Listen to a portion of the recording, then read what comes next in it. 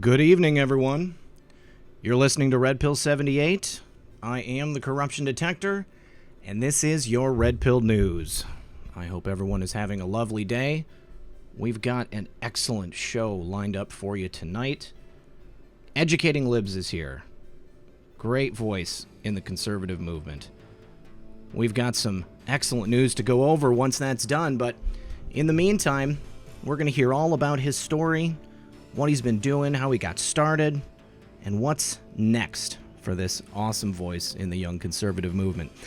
I just want to say a couple of quick hellos. I see New Jersey out there, Illinois. We've got lots of people already here waiting, Ohio. Quick word from my sponsor, we'll be right back. Did you guys know that when the stock market collapsed in 2008, gold rose over 20% year over year for the next 3 years? We've had an incredible bull run on the market for about 10 years now, but how long can that last? JP Morgan's co-chairman believes we may have a near 40% drop in the stock market by next year. And many investors aren't aware that they can put their money into something different besides the stock market when it comes to their IRA or 401k. No one can predict when the next financial meltdown will hit, but wouldn't it be smart to look at your options? Did you know that you can put physical gold and silver into your IRA? And yes, you'll get a tax break on it. Noble Gold has been helping regular people just like us to roll their IRA or old 401k into physical gold for years, and they have an easy 3-step process to get it done quickly and safely. It isn't complicated, it takes less than 10 minutes to do, and then you can stop worrying. So if you have questions or you want to learn more about how you can protect your IRA with physical gold, give them a call at 877-646-5347 and tell them Red Pill 78 sent you. Rolling over your IRA only takes 5 minutes, and they have a team that will help you complete the paperwork. You can get the free gold and silver investment guide and learn how you can avoid the risks of the stock market with physical gold. Call 877-646-5347 or just hit the link below and get the information for free, and you can always go to Noble Gold Investment. All right, thank you so much for sticking around through that, you guys. I see lots of people here in the audience.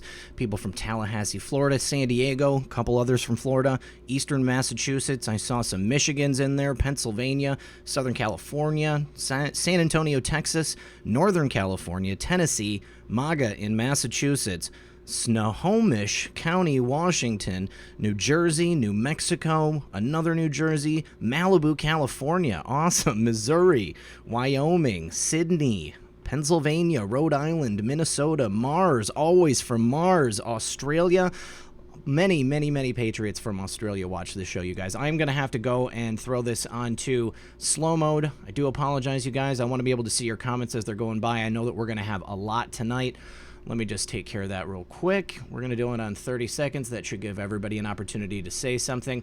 All right, so if you don't mind, guys, I think I'm just going to get right into it. We're going to call my friend Dylan and get him on the phone. Let's see. Here we go.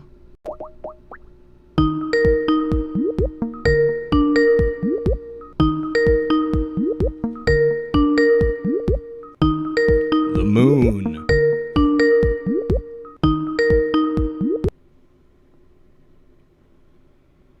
Educating liberals. Red Pill, what up, man? What's up, brother? Okay, hold on. Let me make sure my camera's correct here. Okay. All right. We're golden. We're golden. All right. Nice. Thank you so much for joining us tonight, Dylan. Dylan is an author, a researcher, a pundit. He is a Twitter personality and a tip of the spear in the young conservative movement. How you doing tonight, my friend? Good, man. Thanks for having me on. I'd more say I'm just a normal dude that uses social media, and a lot of people like what I say, I guess. You do it very effectively, I would say. Appreciate it. Yeah, Thanks. no problem, no problem.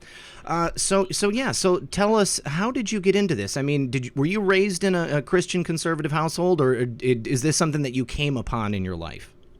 Well, my mom and dad were divorced. My mom was pretty Christian. My dad wasn't.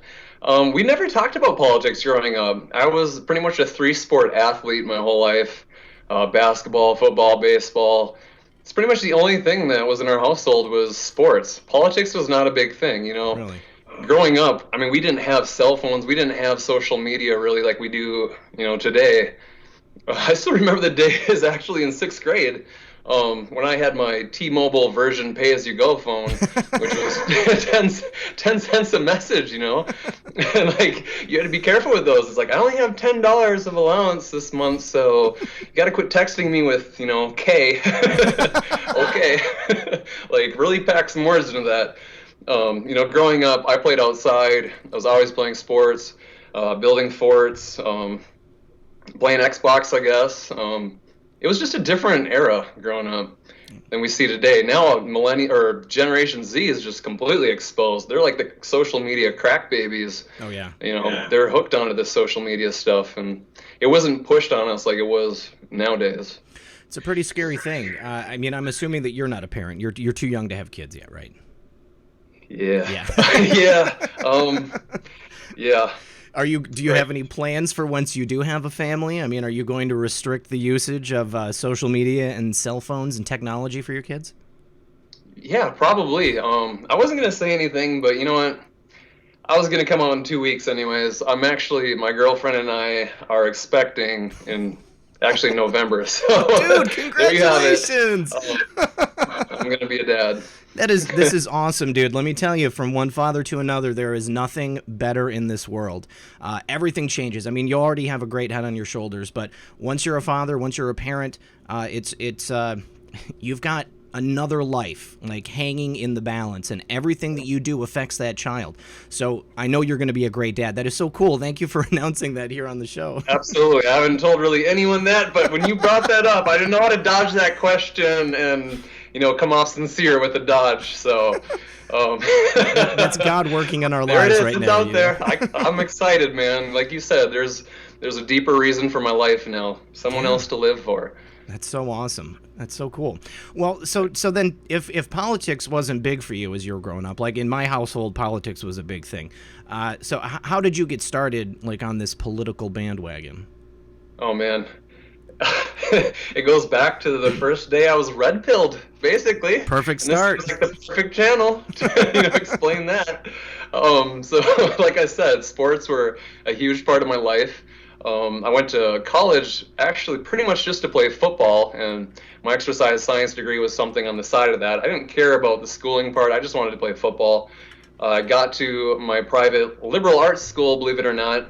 Cost a lot of money, got a lot of good student aid, but was playing football, didn't like it, dropped out, actually became a drug dealer from my college. I was the dude everyone came to, started smoking pot, you know, started kind of rebelling against everything. Pretty much becoming a liberal, believe it or not. I mean, you fell into the liberal education trap, you know? I mean, that's what they want you to do. Trap, man. But I felt like the man on campus. Everyone came to me for, you know, the goodies. And then one day I was sitting in my car and I was just searching on YouTube, just random videos, and of course a video popped up. I know we're supposed to avoid these buzzwords. The date before 9/12/2001. I got it. Popped up, and I saw that, and it was like questions that remain unanswered, and I looked at it and I was like, okay, whatever, you know, because I had never questioned authority my whole life. And all of these questions came up like, how does this passport from, you know, one of the terrorists just fall conveniently on the sidewalk? Untouched. Why is there thermite, you know, still in pools after weeks later? Why are the beams cut in demolition style? How come the firefighters said there was bombs going off in the basement?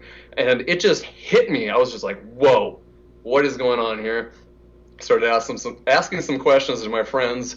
Saw the cognitive dissonance within them. They got uncomfortable. It was like, dude, just whatever, man. Who cares? Like, it's not a big deal. And to me, I was like, no, I'm someone that needs an answer to my question. And I just kept searching, and I went deeper and deeper down that rabbit hole to eventually, you know, you get to human trafficking, you get to the cabal, you get to basically we're living in a matrix, you know, a shadow government and powers that be.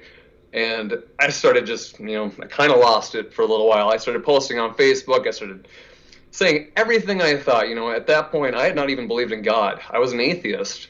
Wow. I even mocked God my whole life. I'm like, oh, whatever, you know, God's not real. And I'd made fun of people that believed in God because I was, you know, on the side of science, and I didn't have God in my life. And basically, it hit me like a ton of bricks. It was just like, wow, my world got flipped upside down.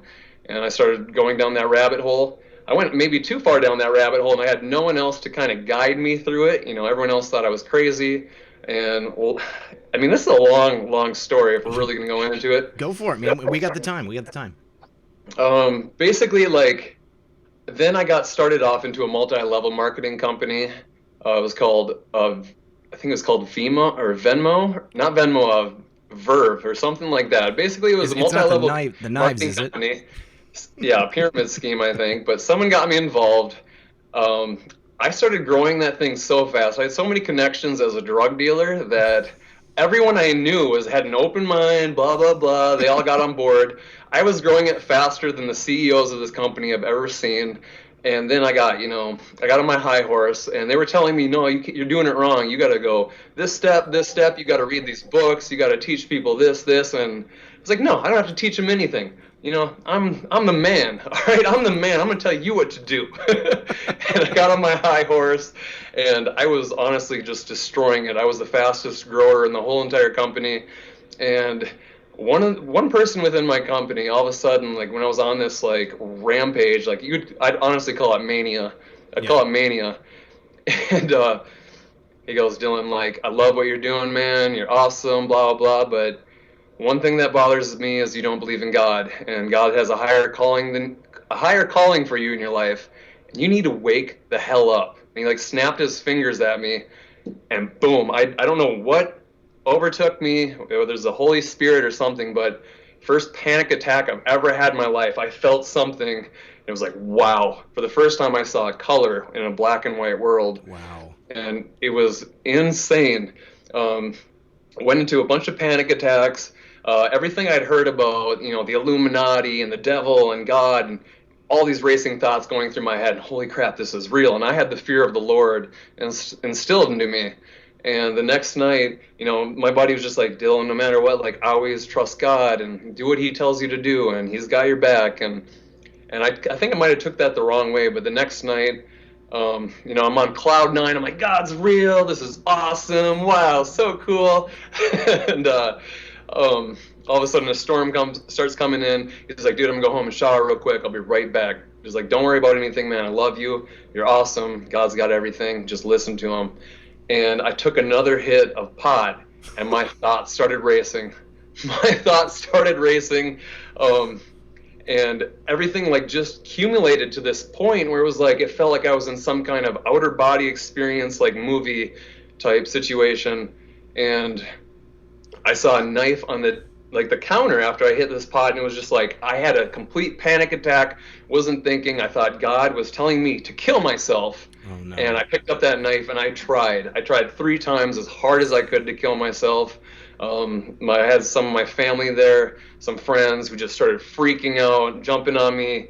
Like, I mean, this thing, I don't know if you guys can see it on here, but it goes all the way across my wrist, 22 stitches.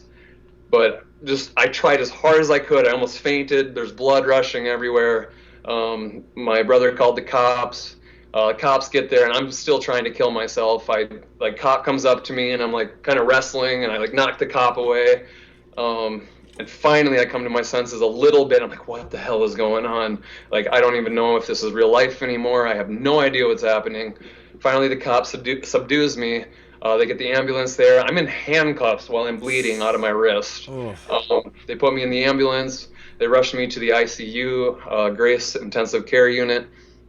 And I get to the ICU unit, and I go into the room after they quiz me and all these answers, like, okay, what was going through your mind? Do you feel pain? All these 1 through 10 questions. And I gave them a 0 on everything. I'm like, oh, God's quizzing me through this. Like, he wants me to blah, blah, blah. Like, my mind is in the wrong spot. Okay. Right. So I give all these, fake answers to these questions. I get in there, and the only thing they have in there, honestly, you open up a drawer, is a Bible. It's all they have in there. And I take out the Bible. I'm like, whoa. I open it up randomly, and the first thing I saw, and I need to find this text again, it said something about the man with ink across his knuckles. And 2 days before that, I got my first tattoo ever on my knuckles. Yeah. I was like, holy crap, I'm Jesus. Jesus. I'm like, I'm gonna have to do all these crazy things, blah blah blah. I'm thinking, and that's I don't know, like honestly, my mind has never been so upside down in my life.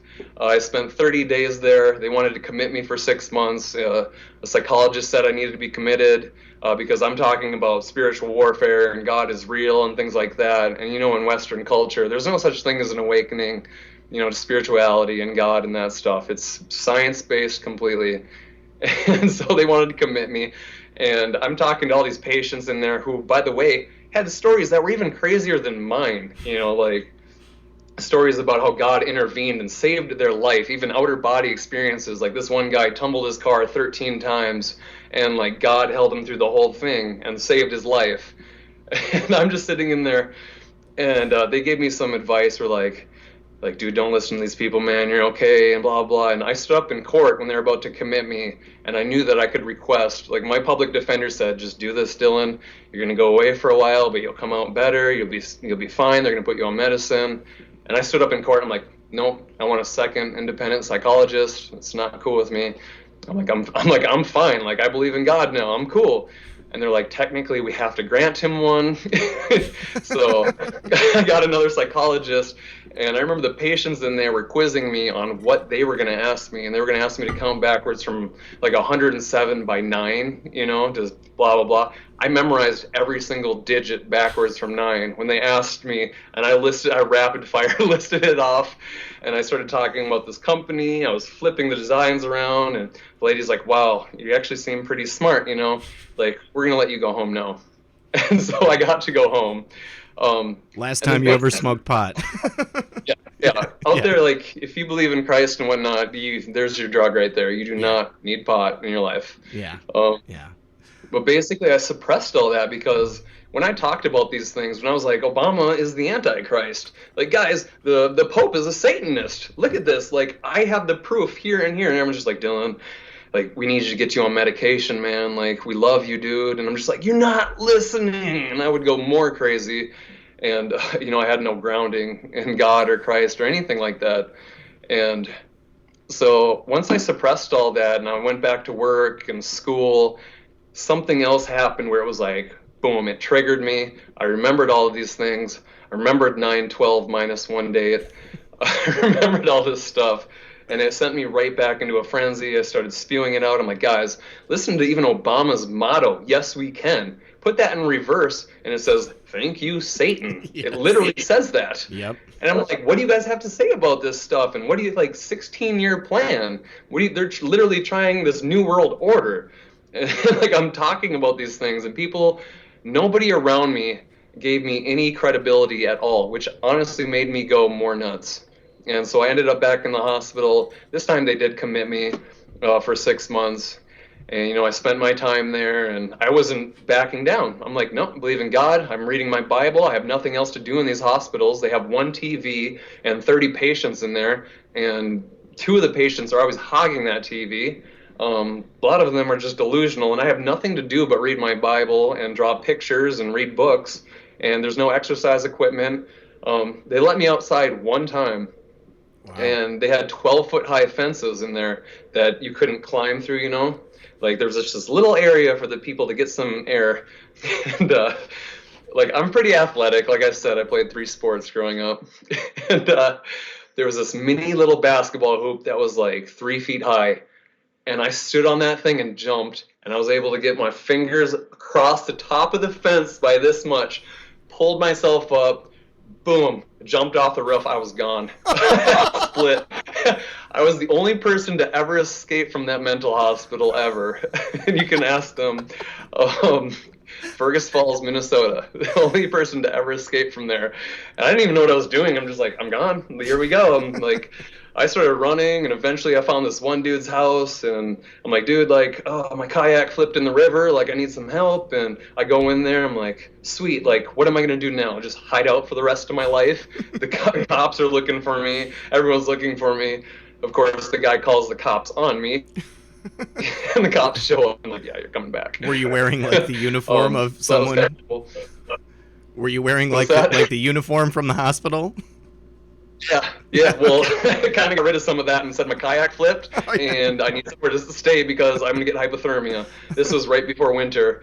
I mean, like, honestly, and then after I got out of that stay, like, they put me on so many medications, and I wasn't open to it at the time, to the point where they wouldn't listen to me when I was talking to them about my symptoms or spiritual warfare. And there was a few people in the hospital that were nurses that would talk to me and be like, don't worry, like, you're going through this for a reason. Like, don't worry, God's got you. And I know they're not going to listen to you. Like, you kind of just have to scale it back a little bit. Like, or you're going to be in here for a long time. And I was in there for 4.5 months, and it sucked. In fact, all I did every day was sleep. I would sleep till noon, I would eat, and then I'd sleep till 3, and then I'd wake up for an hour and I'd eat, and I'd train myself to sleep through the night again. I was sleeping 18 hours a day. And, I got out of there, and it was, okay, back to work, back on all my meds, you got to stay on them. I gained like 50 some pounds. I was up to like almost 230 pounds. And I'm someone who likes to work out, take care of my body, you know, the temple of the soul. I'm someone who likes to take care of that, and I'm still working out, but I'm still gaining weight. Dropped off the meds again, and boom, all of a sudden, I can't remember what it was, but something about, you know, the deep state triggered me again, and I went into the mania, and I was like, guys, this is real. Like, I'm serious, you guys. And this is like, honestly, in 2014, 13, way before we had Trump, way before we had QAnon, when it was all gloom and doom. Like, the 16-year plan is going to be carried out. There's going to be nuclear war. There's going to be concentration camps. There's going to be a new world order, and we're going to be on the short end of the stick, is what I'm telling people. And I'm like, here's the proof for this, this, this. No one's believing me. And if anything, they're all calling, you know, the cops and people like, you got to lock them up again. Right. Boom, I get locked up, committed again for another 6 months, spent another 4 months. All in all, I spent over 13 months in mental hospitals. And then I had to go to AA because in college, I like to drink, I told them. Said I tried shrooms, I tried acid, tried all these things, which I shouldn't have said that, but you know, it did not work out for me because all of a sudden I'm an addict, I'm an alcoholic, I have to complete rehab, all these things. And I did that. And then eventually I started to get my grounding. I was like, I can't just talk about this with anybody. Yeah. I can't just throw this on Facebook and say Obama is the Antichrist. You know, I can't say these celebrities have sold their souls. I can't do that stuff because no one's going to believe me. And with my past mental illness history, they're going to say he needs to be locked up again. We're worried about him. And eventually I found my grounding, and I've been out of the mental hospitals for over 3 years. And I've had my Twitter for over 2 years. And when, you know, President Trump came on the scene, it was like, holy crap, there is a glimmer of hope. Yep. There's a glimmer of hope. I did not see this. I was the paranoid, worried, schizophrenic that said, we are living in pre-Nazi Germany. They're going to put us in camps. I am the only one talking out about it.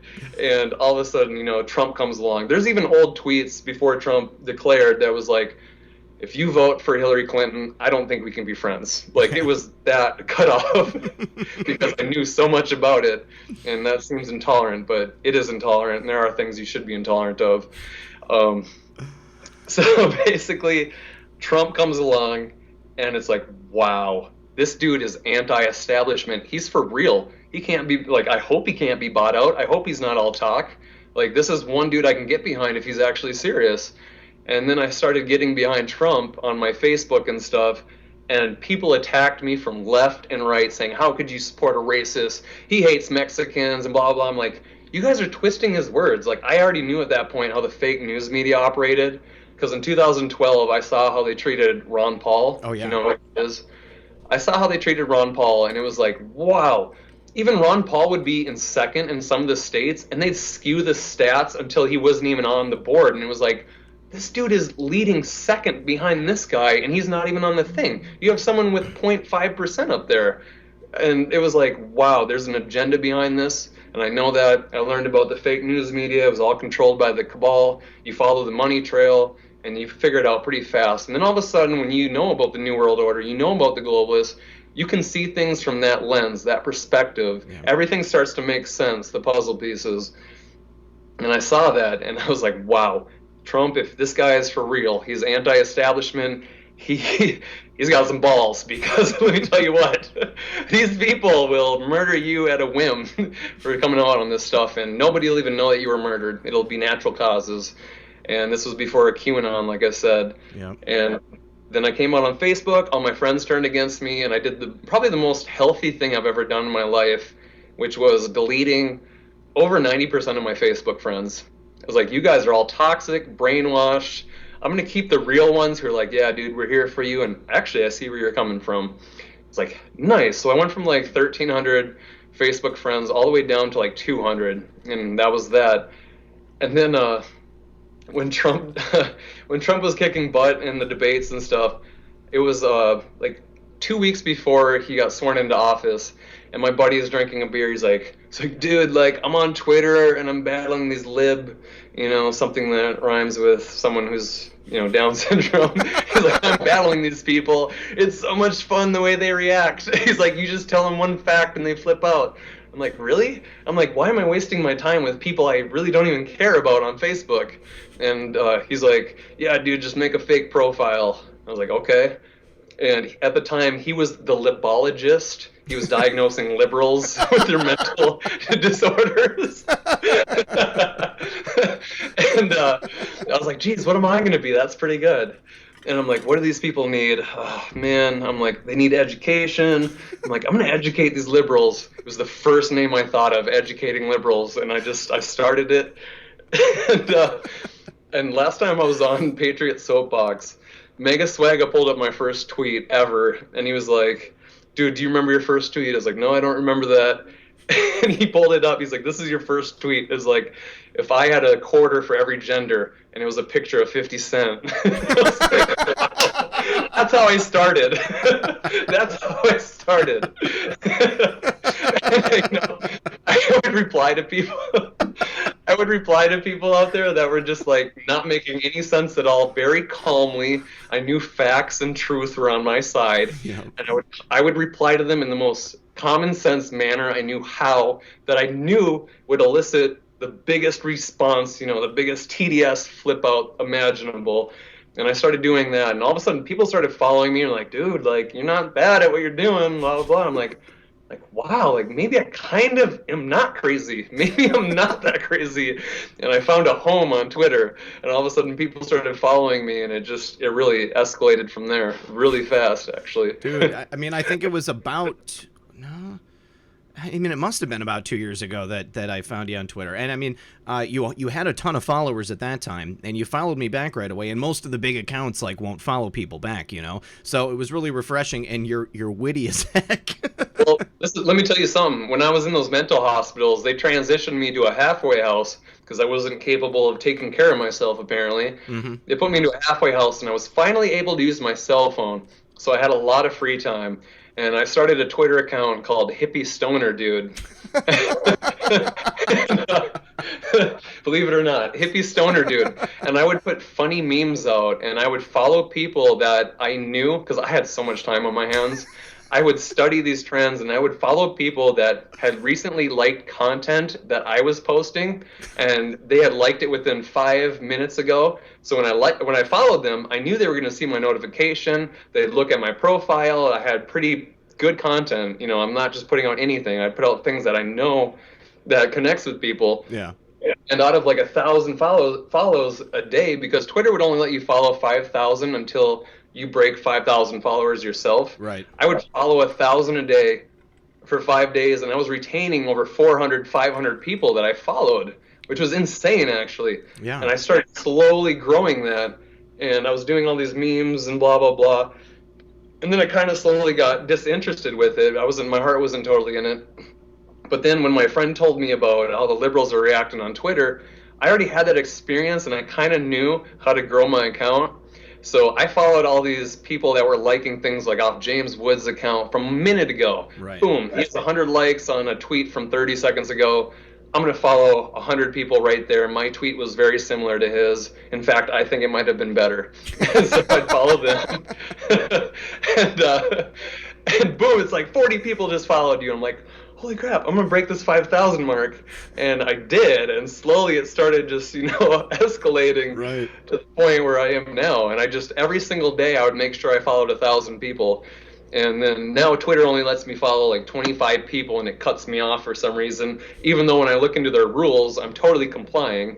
They say that now we'll only let you follow 400 people if you have a deficit of followers, but I don't have a deficit. No, you've got a surplus. I follow 25, and it's like, oh, you've reached your limit. I'm like, oh, I used to just do follows, like, hey, who wants to follow? Like, I'll follow you. I don't care. Yeah. People like that, and they're like, wow, dude, you're a big account that is actually interactive with people. I'm like, yeah, like it's fun. But yeah, well, Twitter's kind of slowed that down. So. Well, with regard to your awakening, it's like you took in a lifetime's worth of red pilling all at once.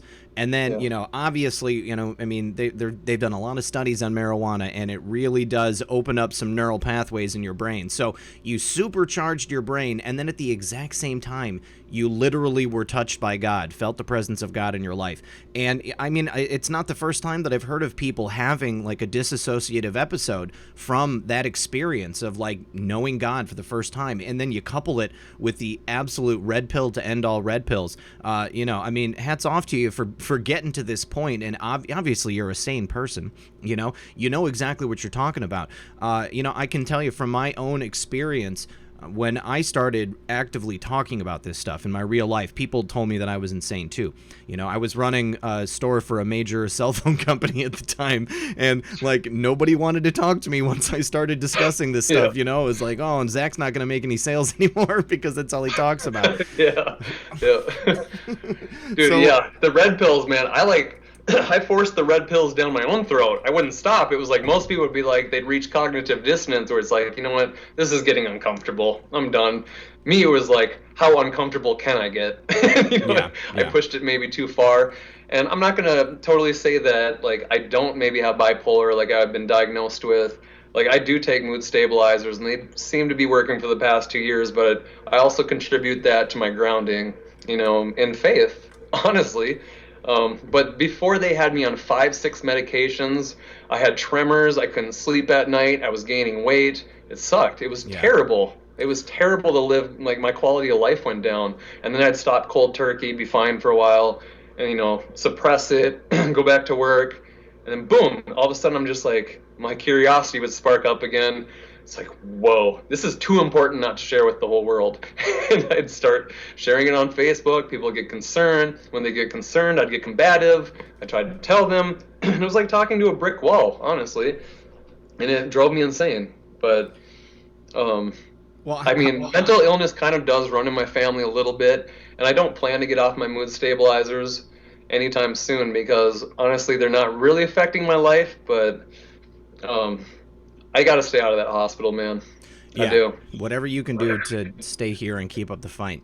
So, how did you come upon the Q movement? Where did that come in with this journey? Q movement. This is cool. So over about a year and maybe 2 months ago, 3 months ago now, I went to a Trump rally in Duluth, Minnesota.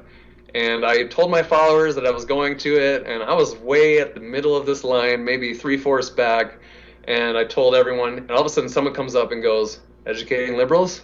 It's like, yeah. I'm like, you know me? like, yeah, dude, I've been following you, man, for a long time. Like, cool. And he's like, I'm like 10th in line. You want to come up here? I was like, yeah, I do. He brings me up there, and all of a sudden we're like in this circle and we're hanging out. This one dude next to him, he's got an embroidered, custom-made hat with his name on it. It's got "Where we go one, we go all." It's got Q on the top, and he's talking to like my best friend Dave, and they're talking about deep state, and he's like, "You guys know about Q, right?"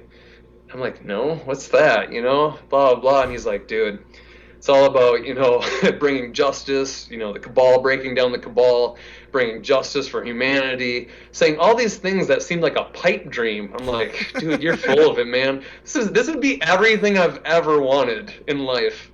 And he's just breaking it down. He's totally like, he's not selling it with emotions or anything. I'm just like, that's crazy, And I didn't think too much of it at the time. And I saw a few things like weeks after that. It was, Q would get popped up here, Q would be popped up here by people that like I looked up to that were, deep state exposers. And I'm like, what is this Q stuff? I started looking into it and I was like, wow. You mean to tell me the whole time I'm freaking out and going into mental hospitals, there were white hats put in place? There were people working on a plan to expose this? Why didn't I know about that? I'm like, oh my gosh. And I was sold. I was like, wow. I looked at the drops and I'm like, this is mathematically impossible to disprove at this point by the time I got to it. And I was like, wow. And then at that point, I was like, okay, I've got about 200, I've got a 250,000 followers. I'm like, do I want to be someone that's breaking down these red pills at a small stage, that's, exposing double standards, exposing hypocrisy on the left? Or do I want to be someone that's saying, hey, these people are Satanists, pedophiles drinking child blood? Yep. Do I want to go there? And I was like, the only thing that matters in life, like I'm here for a reason right now, and it's because I've always spoke my mind. And I remember the time I formulated my first tweet about QAnon, and it was about Hillary Clinton and adrenochrome and all that stuff. And I was like, liberals, blah blah blah. Dude, my heart was racing. I was sweating. I'm like, do I put it out? I'm like, I'm gonna get backlash for this. I'm like, I could keep it safe the whole way and gain millions of followers maybe someday and just play it safe. And I was like, that's not why I'm here right now. That's not why God has me on this planet. And it was like, follow your heart. Boom, I clicked tweet. Both light bulbs in my room blew out at that point. Oh. I had never been more scared in my life. All of a sudden I was like in the fetal position, like I was hard to breathe. And I remember texting my friend Dave. I'm like, Dave, I'm so scared right now, man. Like, I finally tweeted about Q. It's out there. It's out there, man. My lights blew out. I don't know what to do. I feel this dark presence around me. And I remember I had to go take a tub, and I had my little knife, like as if that was going to do anything. And I remember just praying, being in constant prayer. And that tweet got like 17,000 likes, and I was like, I'm not alone out here. I'm not alone. There are people that already know this and have known it for decades, actually. Yep. A lot of people. And it was just an amazing feeling, and from that point, I never turned back. It's so awesome because I remember like the first time that I saw you tweeting about Q, and I was like, this is exactly what we need. We need big, like strong voices like Educating Libs to be out there talking about it because it gives it the legitimacy that needs to be in place, Mm-hmm. And what's crazy and what's amazing is that Q brings together like all of the things that I've been researching my entire life. It's like, no, I'm not crazy. It's like it verified everything that you were talking about. Felt vindicated. Yes, yeah, total I vindication. Felt vindicated, and it was I broke down, man. Like I literally broke down because I'd been through so much in my life. I had been called crazy so many times. I had people look at me never the same again. I had friends that wouldn't talk to me anymore. I had people saying, yeah, he's crazy, mental illness. And, a common misconception about mental illness is when people have mental illness, they think crazy means stupid. And it doesn't mean that at all. No. It does not equate that way at all. So, I don't know. I still have friends, from the beginning that I only have really one friend that is like totally on board with Q. So otherwise I have to dumb it down in my regular life. I have to be like, yeah, okay, blah, blah, blah. Like, love to talk to you about things that really spark my interest, but I have to dumb it down for now until the Great Awakening really kicks off and, more people jump into it. But that's just part of it. So yeah, I guess that was my next question is like now because you are like, you're a known quantity, okay? You're a personality, I mean, is your interaction with people of, the same type of mental state, just basically relegated to online? I mean, you don't have people like this around you in your daily life? It's pretty much relegated to online. Yeah. Pretty much. I have one friend, like I said, Dave Dirty. Look him up, at Dave Dirty. He's my only friend. He was actually on Q before I was. Like, he was the one going, Dill, man. Like, oh, dude, I'm telling you, man, I'm telling you. I was like, okay. It's like, you're a little crazier than I am, but... So great. Other than that, it's just, I keep that out of conversations. I even keep politics. Like, I still have friends that I grew up with since I was 10 years old. We go play basketball on Wednesday nights and stuff. I don't talk about politics. Most of them are very conservative. I live in Minnesota. Um, District of Hennepin County and Duluth County were the only ones that really went blue and turned Minnesota into a blue state at like just less than a percentage point in favor of, Hillary. And Trump keeps saying, if I would have came back to Minnesota one more time, it would have made the difference. And I think it would have. And I think he's going to do that this time around. But other than that, like, my county is 77% Trump. Most people I know, they love their freedom, they love their constitution, their guns, they like to four-wheel, in their off time, shoot their guns. They know what's going on. And it's just sad because the cities, the twin cities, Minneapolis and St. Paul, you get that groupthink going on in any major city. You get a bunch of people together in one spot, and they all tend to go, to the left, unfortunately, because it's a mob mentality. You step out of line, you're going to be ostracized by all your friends because that's the way they already think. When there's that many people around, it's harder to come out and say, hey, I lean this way. They're going to make fun of you, and they're going to gang up on you, and it's all trendy. Most people that live in cities like trends, and the trend is to be hateful and to be edgy. Yeah. So that's just kind of the way it is. There's a lot of psychology behind it. And that's just unfortunate, but I really do think Minnesota could go red in 2020. And a fun fact for anyone out there that's watching, Minnesota is the longest withstanding blue state in our country, even past California, believe it or not. Since 84, when Reagan beat Mondale, or was it 88? I can't remember. It was 84. But 84, yeah. 84. Reagan beat Mondale. Mondale was from Minnesota. Minnesota was the only state out of 50 that went blue, and we've been blue ever since. Wow. Now, I would imagine that there's quite a bit of Democratic leaning there due to the immigrant population that you have there in the Twin Cities. Do you know much about that? I mean, have you witnessed that happening?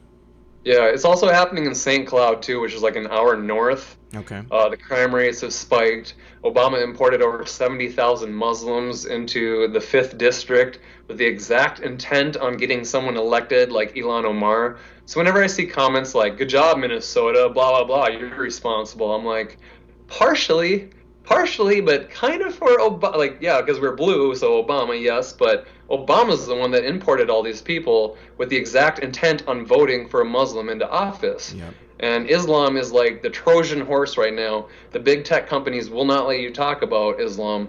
And like Minnesota is the breeding ground. The number one sponsored state of terrorism is the 5th District, which is Ilhan Omar. Wow. And finally, the Star Tribune, which is just the most liberal newspaper you could ever imagine, actually came out with an article about Ilhan Omar and marrying her brother and then filing taxes, married to another man she wasn't married to yet, which is insane. And like, this needs to be broken. Like, this needs to be national headlines everywhere. But when you, like I said again, when you have the lens of the globalism and who owns the fake news media, you understand why they're not talking about this stuff. And shout out to Laura Loomer, by the way. Over a year and a half ago, she broke this story first, saying that Ilhan Omar was married to her brother, committed immigration fraud, and filed fake, taxes and all that stuff. She might be the most censored woman in America, if you think about it. I agree. She's kicked off every platform, Patreon, Venmo, anything to get her money. She's finally starting to gain a few fans back on Parlay, which is an app. She's second, I believe, next to Candace Owens on there. So shout out to Laura Loomer. Like, she's been doing some great work. But people in Minnesota, wake up, man. Do you think that the fact that the Star Tribune is now finally reporting on this, do you think that's going to have any effect on what's happening there in Minnesota? I mean, I first saw it reported through Laura Loomer a long time ago. And it's just amazing to me that it is only just now starting to like rise in the consciousness of people.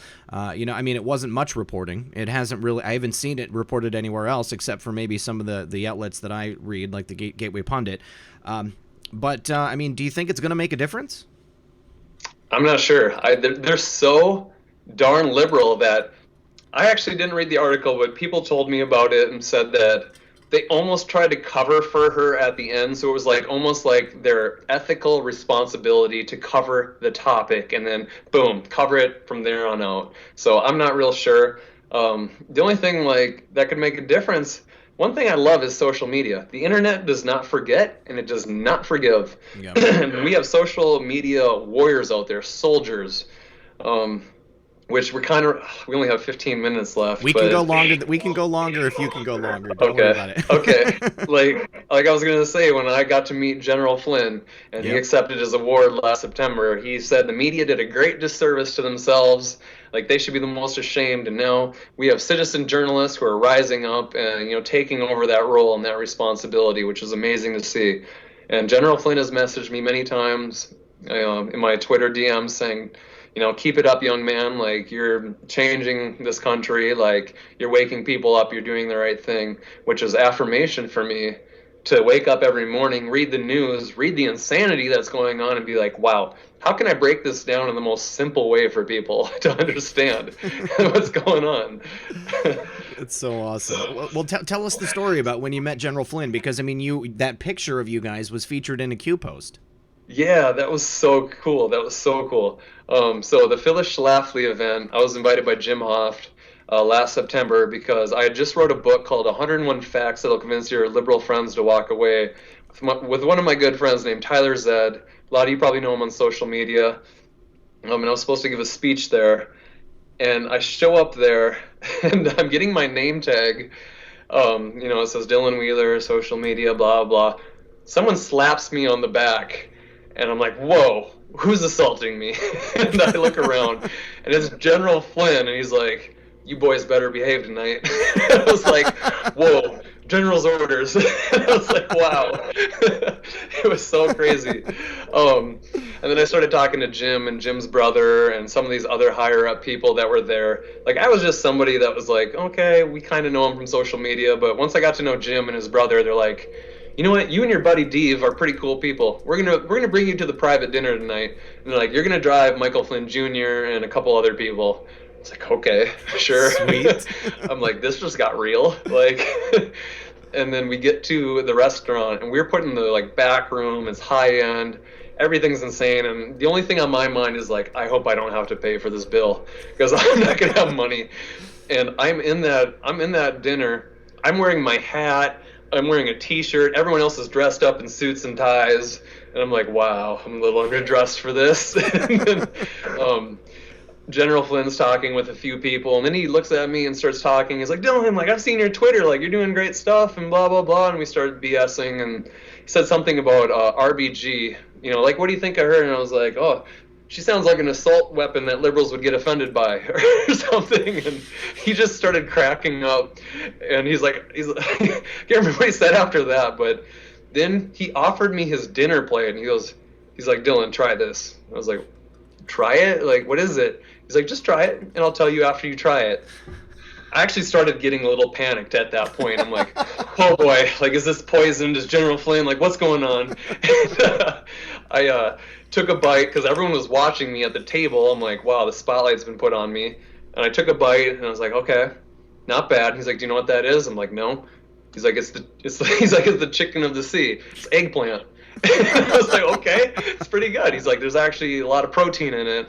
And we started BSing. And my friend Dave will, on a Bible, swear to God that the fork that I used was his fork. I put it back on the plate. And he took the fork and ate the next bite and finished his meal with the same fork. Which is insane. He will testify on the Bible about that. So that was really cool. It was that was the moment that hit me, that everything that I'm doing is for almost a higher purpose, a higher reason. It was wow, I'm not just in here as some, joke that somehow made it. I'm in here for a reason. And my whole time I'm like, if anyone's part of Q out of this whole event or anywhere, it's probably General Flynn, who had just signed a book earlier that day, who someone asked him to, I think, said, can you please sign it, Where We Go, One We Go All, General Flynn, and he did. Yeah. Which is well over a year and a half ago at this point, which is nuts. And then after that, we got back to the lobby. I don't know if this was the next night. I think it was a 2-night event. But then Cernovich, okay, back up one sec. Q dropped another post of me taking a picture of my buddy Dave, who had a woke shirt on, and the O was a Q. and he was pointing like this at Cernovich and Jack because we had been reading the drops about fake MAGA and stuff, and we knew all about them, and we were trying to punk them, and like I was literally standing in front of their faces taking pictures after pictures. Like, Jack over here, Cernovich, and like everyone else was like, oh my gosh, what are these two people doing? And I posted it, and yeah, Q dropped it a few days later, but later that night, Cernovich premiered his documentary called Hoaxed, I think it was, at this event. Dave and I were like, no, we know Cernovich is not a good guy. He's the one saying Trump doesn't care about black people. We saw him holding up $100 bills in front of his face and stuff like that. He doesn't really care about this stuff. And we're like, we're not going to pretend to be friends with people we disagree with. Yeah. And we sat out in the lobby and we're having a few drinks. And the only other people in that lobby were the Flynn family. We're like, wow, I think we're making the right decision here.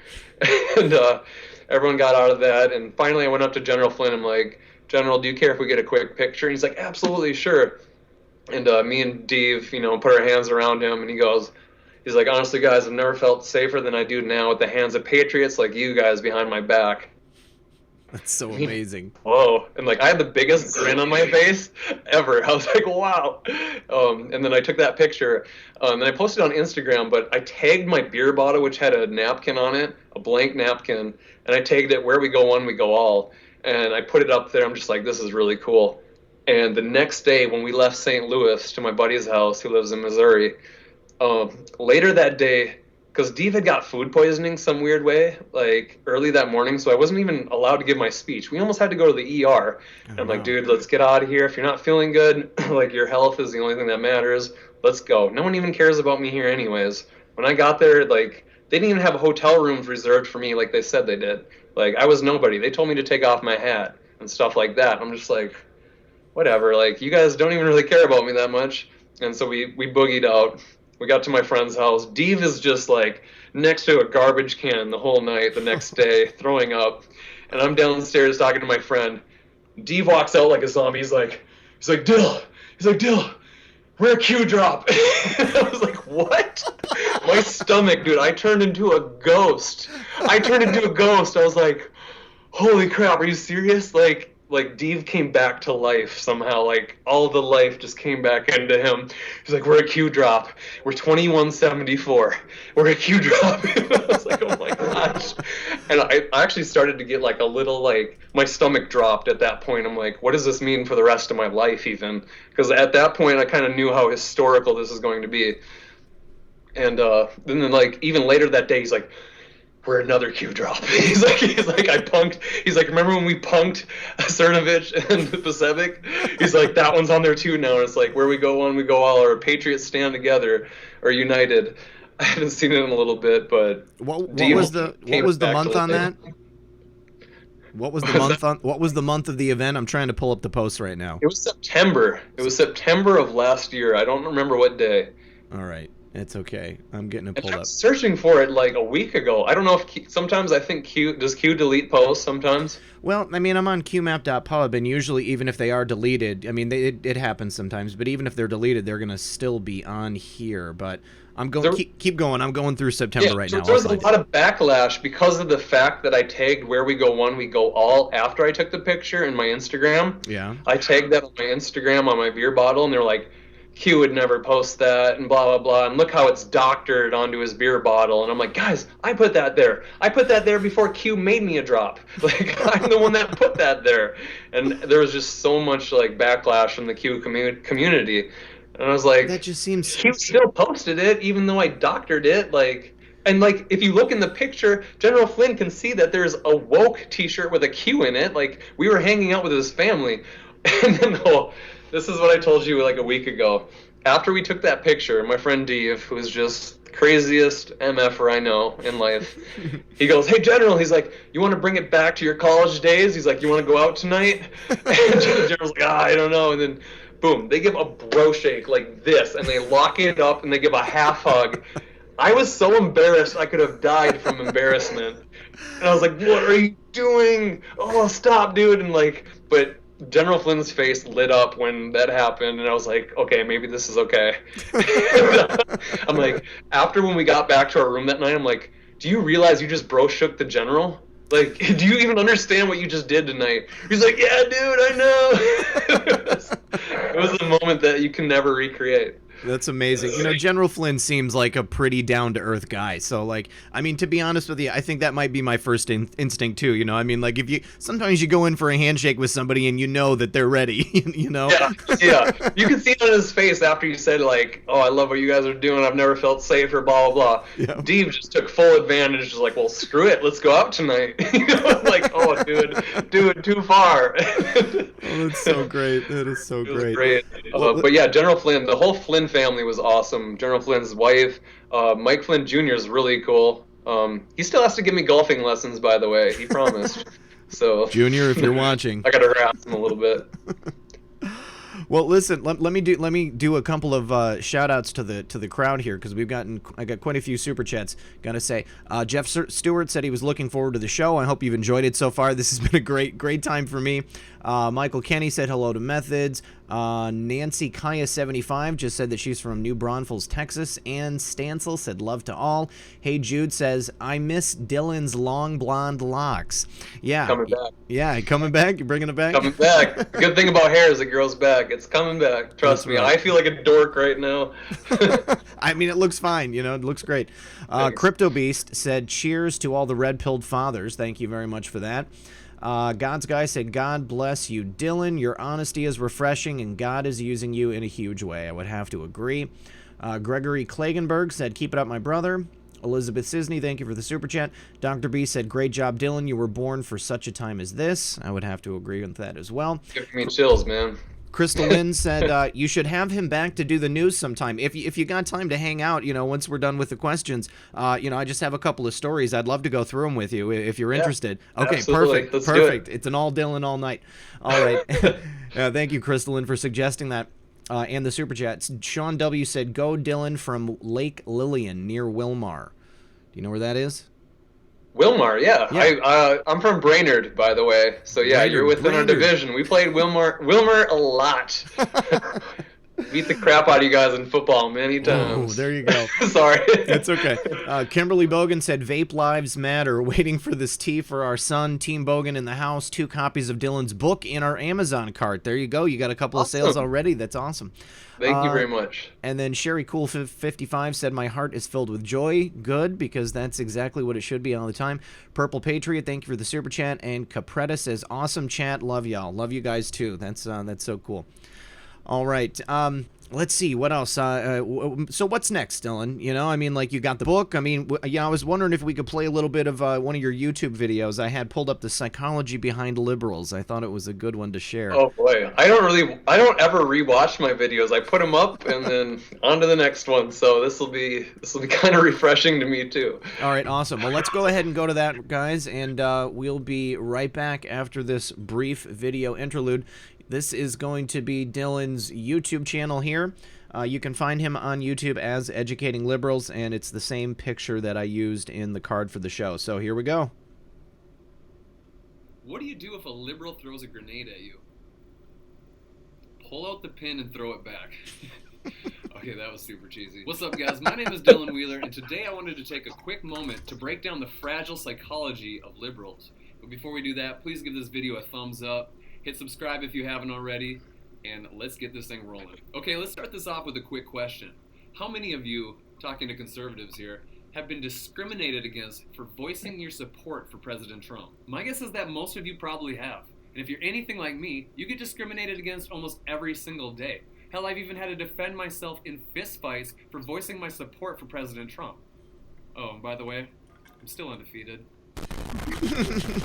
Anyways, a recent poll conducted by The Hill backs me up on this. It says that 76% of conservatives claim they are discriminated against because of their political views, while only 16% of liberals claim they're discriminated against because of theirs. Those are very lopsided numbers.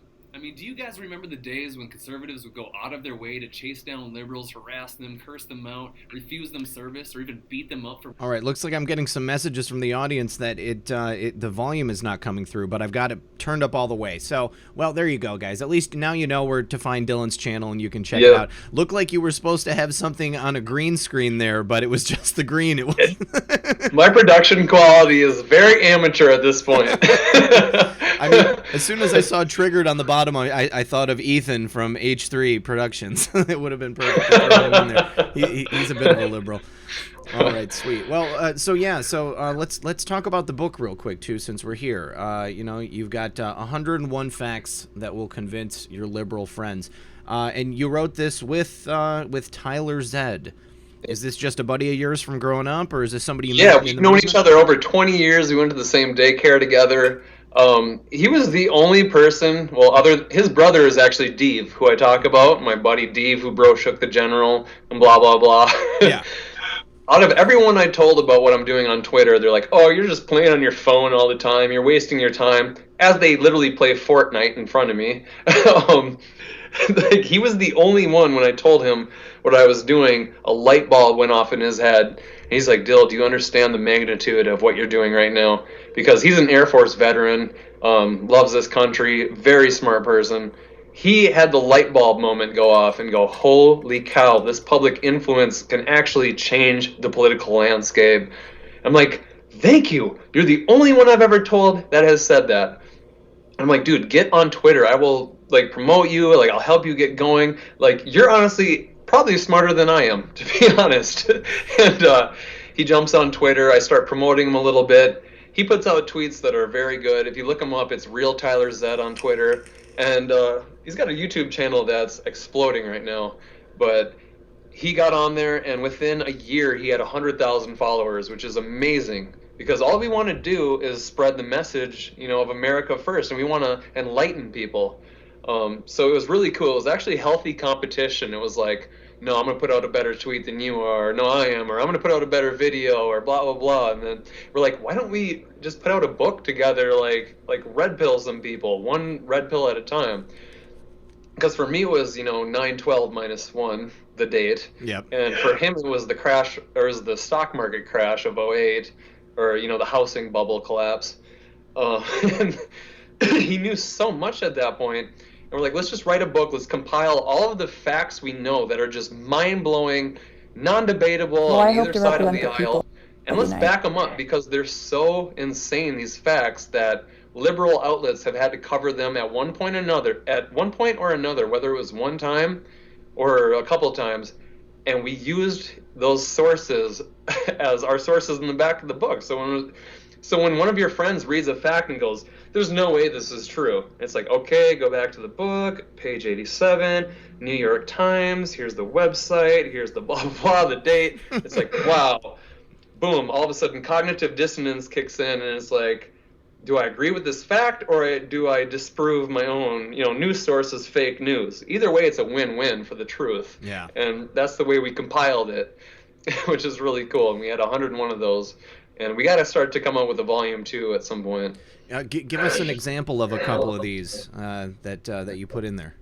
One of the facts was illegal immigration costs taxpayers over $115 billion a year. It's actually $135 billion, but some of the illegal aliens actually pay back into taxes. So once you account for that, $20 billion or something like that, it's like $115 billion. And it's like we could pay for the wall almost, 10 times over, I think? Almost 10 times over. And that's a one-time cost versus a perpetual $115 billion each year. It's like anyone with, common sense that can do first grade math is going to understand this. And also, guess what? Go to the back of the book. Here's your liberal news source. So what are you going to do? What are you going to do? That's awesome. I mean, that's a great way to do it. It makes it very hard for them to disprove. You can't, you're staring in the face of truth. What are you going to do? I would bet that more often than not, they're probably still just going to walk away, unfortunately. Yeah, of course. Yeah. But there's a few of them out there that go, wow, let me check the next page. And it's, whoa, one more red pill. And whoa, okay, hang on. Maybe I've been wrong my whole life, kind of like, the red pill moments I had to go through, which is really tough. But you know, truth is the truth, and you set that free. You don't have to defend the truth. It is what it is. Liberals always have to skew things with emotion and manipulate you with anecdotal evidence. And we saw that with the debates, the clown shows the other night. Everyone had something to say about, well, when my father was blah, blah, blah. And Kamala Harris says, I couldn't play with my neighbors. And right. Whatever. Oh my God. Or she was on the second bus. Unreal. Yeah, facts are facts, and there's a bunch of them. We put hundreds of them down, but we picked 101 that we thought were the most explosive, jaw-dropping, non-debatable for a purpose out there. So leave that book in the bathroom, leave it around your liberal family members on the table. They might, what's this? And pick it up and, okay, yeah, right. We'll check out the source. Oh, well, whatever. Next page. It's just going to be a funny situation if you're someone that has already kind of woke up to this nonsense.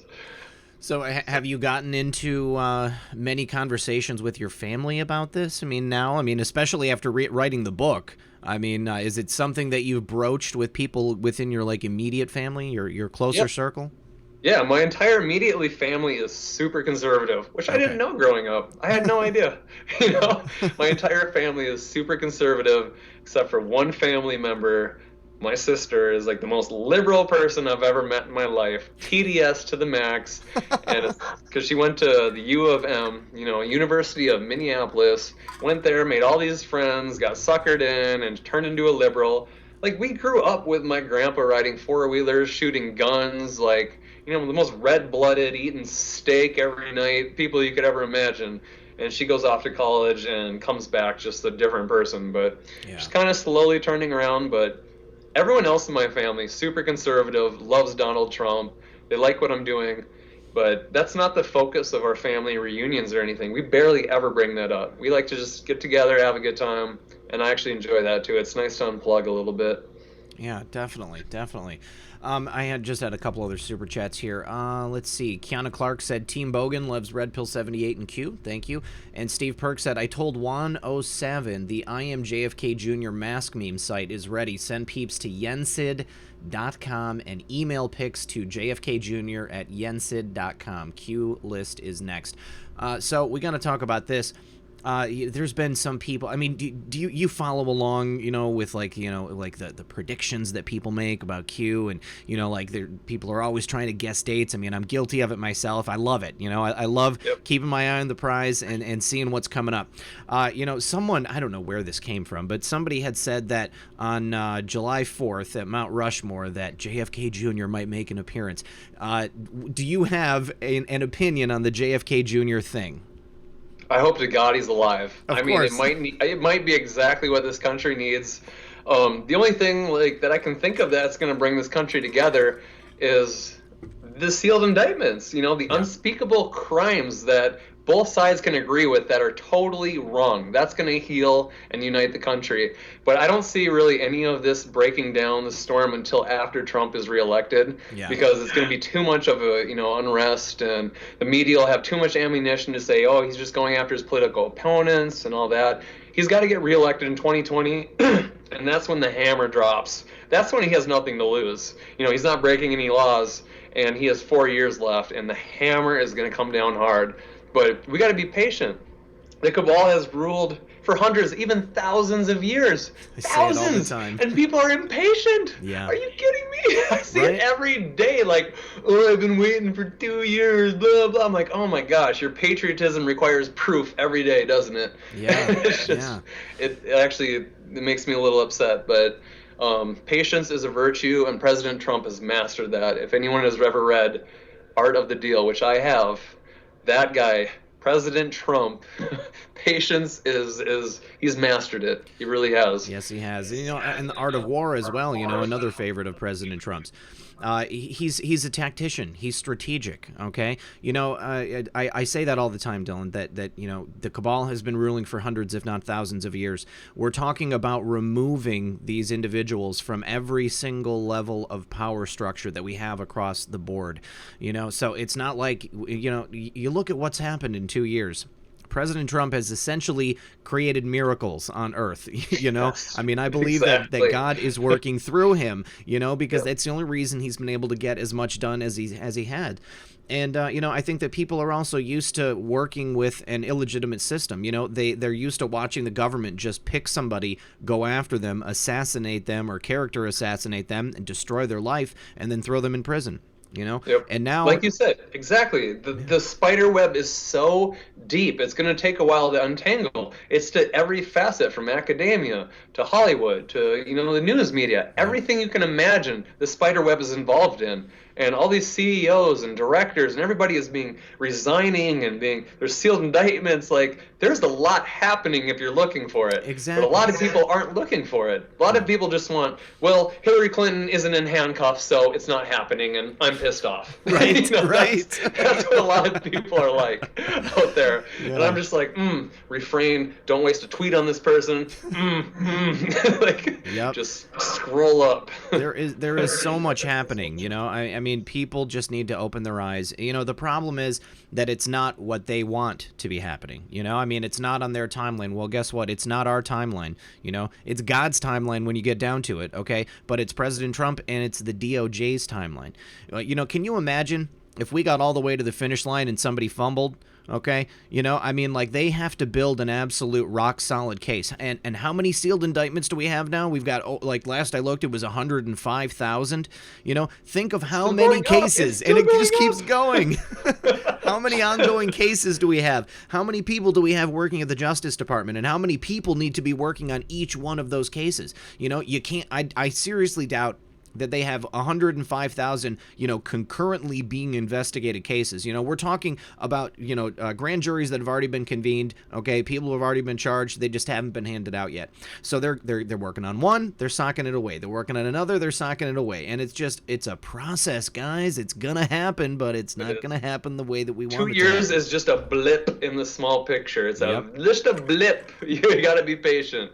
Patience is a virtue, like I said. That's Trump has mastered that, and that's why he was anointed, even by God. Yep. Like, very this guy. True. Well, Trump is my hero. I'm not gonna lie. He's my hero, man. No, he's. I believe the same for me, man. You know, I mean, you know, and we were talking about this before the show a couple days ago. But what really convinced me about President Trump, you know, and knowing that I could trust him, was that everyone was against him. It wasn't just the Democrats. It was the Democrats in the media and everybody who used to be his friends and many people in the Republican Party. You know, I mean, everybody who had any power in the world was telling you not to trust Donald Trump, not to vote for Donald Trump. You know, we need to assassinate the character and the life of Donald Trump. They were doing anything that they could to destroy him. And, you know, you look at that, and I've been watching corrupt politicians my entire life, you know, and you can tell when they maybe they have a vote on a particular issue, you know, and they have all these wedge issues, you know, like gun control. That's an easy one. So they use that to divide people in America. But then as soon as Congress is out of session, you know, they close the door. They're going to lunch together. You know, they're flying on the same planes together. You know, they have apartments in the same buildings together. They're all buddies, you know, and they all help each other out. On the same string. They're just, you know, here we go. Exactly. Exactly. And when I saw that, when I noticed that, I was like, it was 2012 all over again with Ron Paul, but Ron Paul is no President Trump. I had someone today say on my Instagram saying, you know, President Trump has nothing on Ron Paul and blah, blah, blah. I'm like, no, dude, you are so misinformed. Like, I voted for Ron Paul, but I'm going to tell you right now, Trump has balls of steel. This dude has been groomed his entire life. He's gone through he's had his entire past picked over on purpose by investigators because he knew when he ran that they would go through every single facet of his life and they'd have nothing ever. Yep. Ever. They'd have nothing. Even if they went after his tax returns, he's still holding that card. When they come out, it's going to go, boom, perfectly clean. Oh, sorry, I pay more taxes than Bernie Sanders. Like, what do you want to do? Like, what do you want to do? You know, and what my theory on the taxes thing is because he knows that there's nothing in there. He stated openly that he's been audited every year for the last 20 years. You know, if there was something in there, they would have already found it. But he's holding it back because it gives them something to nip at his heels about. It keeps them busy while he and the DOJ are at work behind the scenes. And his pocket rockets for him to lay down whenever he feels like he needs to. Yep. Here's my pocket rockets that get my 4 of a kind, 4 aces. What are you gonna do now? It's like, let's watch him freak out for another month. Oh, it's so great. So are you guys thinking about working on another book, or are you just going to keep going with Twitter? I mean, have you gotten any offers from anybody to do any other work with this stuff? No, like, honestly, Tyler Zed and I, like, he's got his own girlfriend, just moved into a place. He's really focusing on YouTube right now. Mm-hmm. He's been on YouTube for about a year. He is honestly, like, the smartest person I know, and he can break things down in a manner without showing too much emotion, but he has a lot of comedy behind what he does. He's a funny dude. And within a year, he's got 120,000 subscribers already. Yeah. But even though YouTube's demonetizing him, like, he should have made over almost 30 grand by now, and he's made barely 2,000, which is why we have to work full-time jobs outside of social media. Yeah. But yeah, he's got his life going on. We might get a podcast going together someday. We might write another book, but our lives are going a little different ways right now. Like I said in the beginning, my girlfriend's pregnant. I'm working my butt off to make sure that, you know, my child comes into a house that's perfectly ready. Just moved into a new townhome, which is awesome. God's been really good.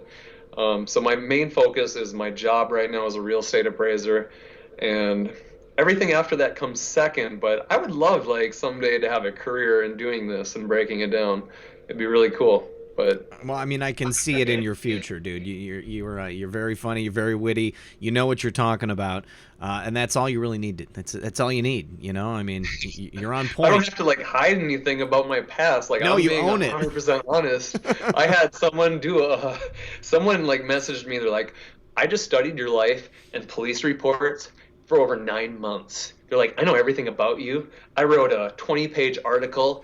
And I'm about to share it everywhere if you don't come clean. I'm like, come clean about what? What did I even do? they're like, all right, I'm coming. I'm sharing it. And we got the Right Wing Watch coming out, and they're sharing it everywhere. And there's like 500 retweets on it. And people are like, dude, is this you? You slapped a cop and stuff? And I'm like, wow, the article doesn't even include that I was bleeding out of my wrist trying to die. Never mind that part. You know, just the biggest spin article I've ever seen in my life. And I'm like, it's almost impressive, like, how much time you would take on me to make an article that's going to have no impact on my life ever. It's a badge of honor that they're coming after you so hard. Yeah, I'm like, wow. I'm kind of impressed. And then I had people start doxing me, my address, my phone number. Even, like, my dad's phone number, who I work with as a real estate appraiser right now, his number is getting doxed. He's like, what the heck's going on? He's like, my dad doesn't get any of this. Like, that's like the most out of the box person. Like, I don't even talk to him about social media. I'm like, one time I mentioned it, and I'm like, yeah, I was talking to General Flynn the other day, and he's like, General Flynn on TV? And I'm like, yeah, him. And he's like, on what? I'm like, social media. I'm like, Dad, I almost have 500,000 followers. He's like, I wouldn't do that. He's like, I would cancel it. He's like, get rid of it. I'm like, you don't even understand, I don't think. And then when the conversation started to go up to here, I'm just like, whatever. Let him think what he wants. I'm still going to do what I do. It's just hilarious. That is so But great. my other side of my family gets it. And, like, my mom and my grandpa, grandma, they're like, wow, like, you're doing something special here. You really are. You know, it's very impressive. Very impressive. Well, do you have anything else that you want the audience to know before we get into the news here? Yeah, so basically, there's this guy named Alexander Davis who is starting to put on events called the Trump 2020 Tour. If anyone looks up the website called deplorables4DonaldJTrump.com, if you pull that up, I'll give you a second, you can see the website. And basically, I'm one of the featured speakers at all of these places we're going. We're trying to get President Trump reelected, which I'm very confident he will be. But I'm speaking out on things like social media censorship, talking about my book. I'm getting other speakers involved. I got Laura Loomer, DC Drano from Instagram involved for the end of August. We're coming to Fort Lauderdale. Next weekend, I'll be in Scranton, Pennsylvania, giving a speech. And if anyone's in that area, hit up that website. There's going to be meet and greets. We're going to give speeches. We're going to hang out with people. like we want it to be like entertaining. We don't want it to be boring and like, oh, you know, we sit in the chair and here's a keynote speaker. You know, it's like I'm out there trying to give my best material. I'm trying to amp up the crowd and tell them to tell their friends, like, let's get this going, recruit some people, let's vote for him. Like, this is everything depending on it. So it's a really good time. I've done one of them. I did it in D.C. at Trump International Hotel. It was amazing. It was the first time I gave a live speech since college when I was required to for my communications class, oral communications. I'm sweating, man. Like, I'm like sweating. There's 300 people there. And once I got up there, like, it just became kind of easy. And because most people, I said like my first line and I got a few claps and I'm like, whoa, like this isn't like actually that hard. But in my mind, I was building it up for a month. I'm like, right, there's going to be bleed. All these critical eyes are going to be on me. They're going to judge me. And I got up there and they were just the most kindest, nicest people you could ever imagine in your life. And we took a bunch of pictures, meet and greets, and it was a lot of fun. And that's going to happen in Scranton, Pennsylvania next week, July 6th. And then the next stop is in Florida, Fort Lauderdale, in August, end of August. Super cool, dude. I mean, I see you got cosplay there, too. You got people dressing up in superhero costumes. Yeah, we got superheroes coming out. Like, we're trying to keep it entertaining. Like, we want to be fun and funny. That's so great. And Liz Crokin, too. I mean, I've been following Liz Crokin's work for a long time. I mean, talk about censorship. I mean, she has been also excised from all social media platforms. Yep, Liz will be there next weekend. I love Liz. She's been talking about human trafficking and the cabal for a long time. We got her suspended off Twitter. Yeah, she's a really cool person. Great, great. All right, sweet. So if you're going to be in Joe Biden's backyard, then by all means, take a look. Be there. Yeah, let's not. As long as that's not literal. Just bring a taser, okay? Yeah, no kidding. All right, got a couple more thank yous to give to the crowd.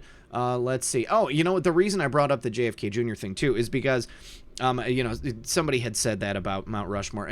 I don't believe that that's going to take place, but someone has started this idea that, you know, why don't we use the JFK Jr. thing almost like the Guy Fawkes in V for Vendetta? You know, because, I mean, the awakening is really what the deep state is afraid of. You know, I mean, there's like this critical mass at a point in which everybody's going to have their eyes open and you're not going to be able to turn away from it. And even if Junior is alive, you know, I mean, if there's, you know, 100,000 people that show up wearing JFK Jr. masks, they're not going to be able to snipe all of us, you know? I mean... Yeah.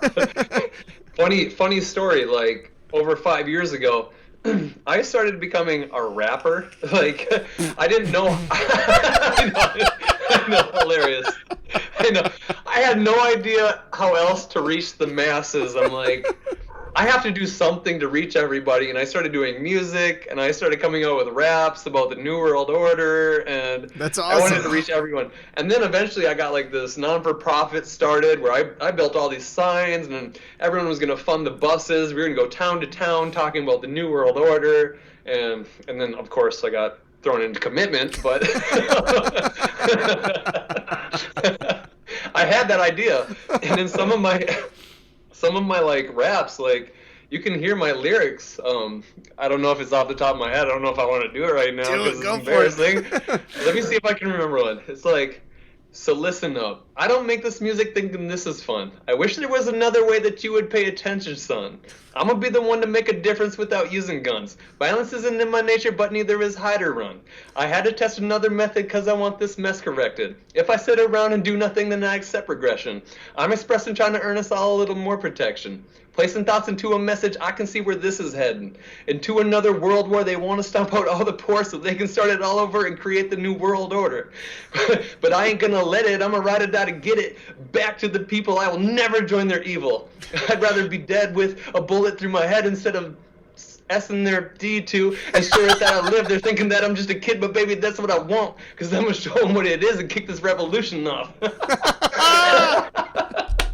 Dude, you should hook up with Severe and Jason Was a Gentile, okay? Dude, yes. Please, I saw your interview last week, and the whole time I was thinking with Jason as a Gentile, I was like, feel like I could get on a song with him. It would You be totally so fun. could. Dude, he would love to work with you, okay? They are both wonderful guys. Super cool guys. I can see you doing an amazing collab with them. So, yeah, after the show, we'll talk about it. I'll get you in touch with them. I hope you guys are listening tonight. It was awesome. Mark Taylor's interview with you was honestly the best interview I have seen in over a year. Literally brought tears to my eyes because it brought me back to the places that I have been when Mark Taylor described how everyone thought he was crazy and he got sick and all this. Like, I sat in the hospital bed in the ER room for over 14 days without eating food. Yeah. Like, I dropped over 40 pounds in a month. Like, I couldn't eat. I turned yellow. I was so mentally shooken from what I had seen and from the people that were around me who wouldn't believe me that I was, like, almost ready to die. Yeah. It was insane.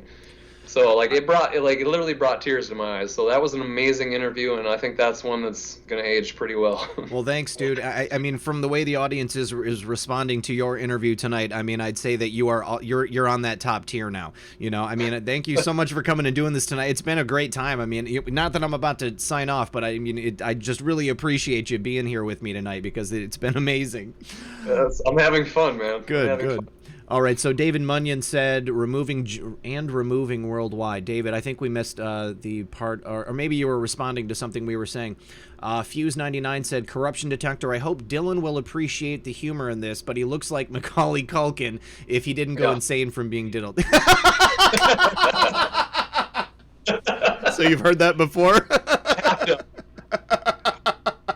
You do. I've heard that my whole life. So I just embrace it. Whatever. Cool. Dude. Hopefully Macaulay Culkin before he became a Satanist. Yes. I feel like maybe Macaulay Culkin is riding that line where, like, you know, like he is actually. I've looked into that dude, and like it's like sometimes I'm like, okay, he's on this side of, you know, PIZZZZZAGAT. Blah blah blah, and then the other times it's like, whoa, now he's whistleblowing. It's like, what's going on with this guy? Yeah, you know, it looks like he's on crack one year, and the next year he's got a little weight back. I don't know.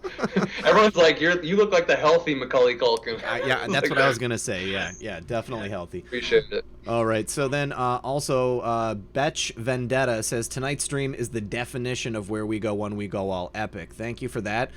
Space Shot 76, he's another YouTuber. People asking his feelings on Junior. Dylan, I'll send you a Twitter DM for a free T-shirt of your choosing. So check him out if you don't know who Space Shot is. He's a good friend. It. Thank you. Yeah, and then Lynn Little says amazing show tonight, and Filled with Hope says you guys are cracking me up. Thanks for what you do. Thank you very much for that super chat, Filled with Hope. All right, so let's see what do we got here pulled up. Did you watch any of the Dem debates? Yeah, I watched both of them. It was so funny. Fortunately, like sometimes I'm like ready to scream at my TV. It's like hard to watch. Like my girlfriend's watching them with me. I'm like, okay, I'm done. I'm not gonna interrupt. Bernie says something. I'm like, all right, actually, like, babe, listen to this. And just like I'm interrupting every 2 seconds to correct it. And she's like, why don't you just tweet that and tell your followers? I'm like, I will. So the last 2 nights were pretty funny. It was amazing to me. You know, I mean, they've got so many people on the stage, and they didn't even have all of them. You know, I mean, they didn't have room for all of them on the stage, but everybody is just talking over each other, and Kamala Harris is just like bee-slapping, you know, Joe Biden. It was so funny. You know, so, I'm going to give this for free. Well, I'm going to give this for free. Well, here's double free. No, I got triple free. Here's like, free in Spanish. Everything's free. You know what? Everything is free now. It's ridiculous. Oh my goodness. So Joe Biden, you know, he recently praised some segregationist Democratic lawmakers leading up to Thursday's debate, and Kamala Harris used it as an opportunity to pounce on him.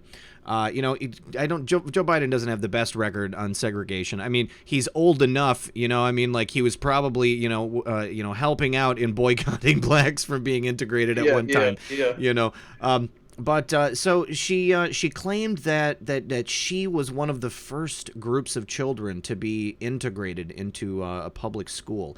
Like she said, she was on like the second bus, but apparently they found some yearbook pictures of her that showed that no, that's not true. I think Kamala Harris, the only thing that she had issues with was who was she going to sleep with on her way to the top. I mean, yeah, she's also the same chick in college that apparently listened to Tupac and Snoop Dogg, their albums 4 years before they ever came out. Exactly. What pot was she smoking? I wasn't selling that stuff. Like, geez, I could have made a lot of money doing that. Oh, yeah. I don't know what she's selling there, but I thought that was interesting. I thought they would all been briefed, like, guys, this is Joe's debate. Let's not challenge him. But all of a sudden, Kamala goes off, and it's as if she's living in the 40s, 50s, and she's 70, 80 years old. And I said a tweet last night. I was like, Kamala just said that she wasn't allowed to play with her black friends growing up. And I was like, LMAO. I was like, SHIT. I'll take SHIT that never happened for 1,000, Alex. That one blew up. It got like 15,000 likes. And I was giggling at myself. I was like cracking up when I wrote that one. And then before I went to bed last night, I was looking at the top, the trending section. I'm like, I tweeted a lot tonight. I usually don't do that. And I looked at it. I'm like, am I anywhere in this? And all my tweets had thousands. Not one of my tweets were in that trending section. Oh, yeah. And the top tweet I saw was 6,000. I'm like, mine has more than twice that. I saw and that. It's not in there. Here's the thing is that the trending, I mean, it's not what's actually trending, I mean, it's whatever they want people to look at. I've quite often gone in to look at the trending tweet section, and, they've got tweets in there, that have maybe a couple of hundred retweets, I mean, it's clearly not actually 30, trending. like 3 or 34, and I was like, what? Oh, sorry, it's someone with a blue check mark. They're a somebody, apparently. They wrote a book that did 28th in the topic, and now they're somebody. They have to give their books away because nobody buys them, They buy their own books and Yep. boost themselves into that topic, and they go in debt, and then they have to pay off their publishers. Yep. Quite frequently.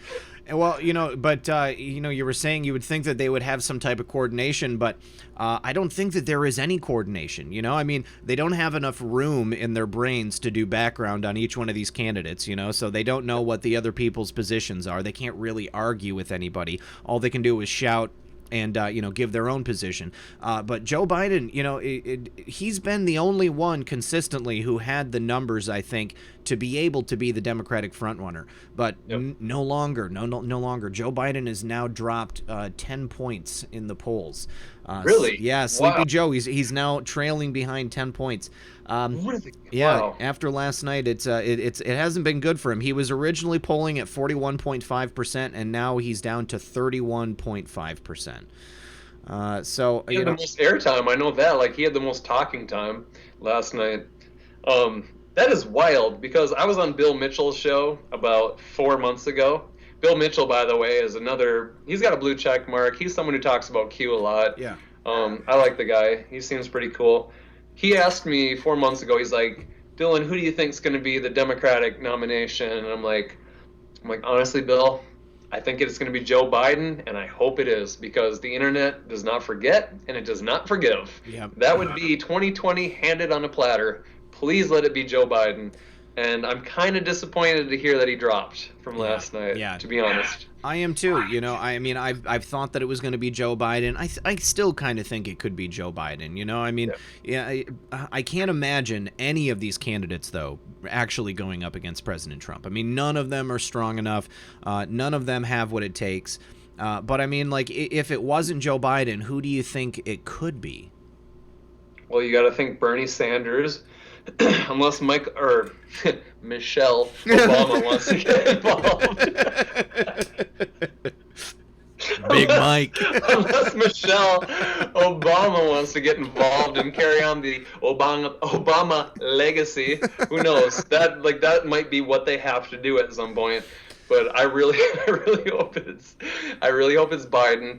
Honestly, none of these clowns stand a chance. Like, the hardest part that we had to get through was 2016. It was this Trump, who was a citizen, just kind of, I'm going to go for president. Here's all my promises. Boom. He's fulfilling on all these and actually fulfilling them at an accelerated rate. You got the middle class, people saving over $2,000 in the middle class. That speaks volumes. People vote with their pocketbooks. Yeah. It's like, wow. Not a fan of Trump, but I'm a fan of the money that I'm getting, so I'm still going to vote for the guy. So I think, honestly, the biggest threat to President Trump is voter fraud. It's none of these candidates, it's voter fraud. And you have to think that Q and Trump know that by now. Yeah. Which is why they're fighting in the Supreme Court the census question, which is just lunacy, but I heard someone talking about that, and they said that the point of it is that it's not to count citizens, it's to count heads. But the irony of it is that they use the census information to assign a number of electoral votes and like districts and stuff like that.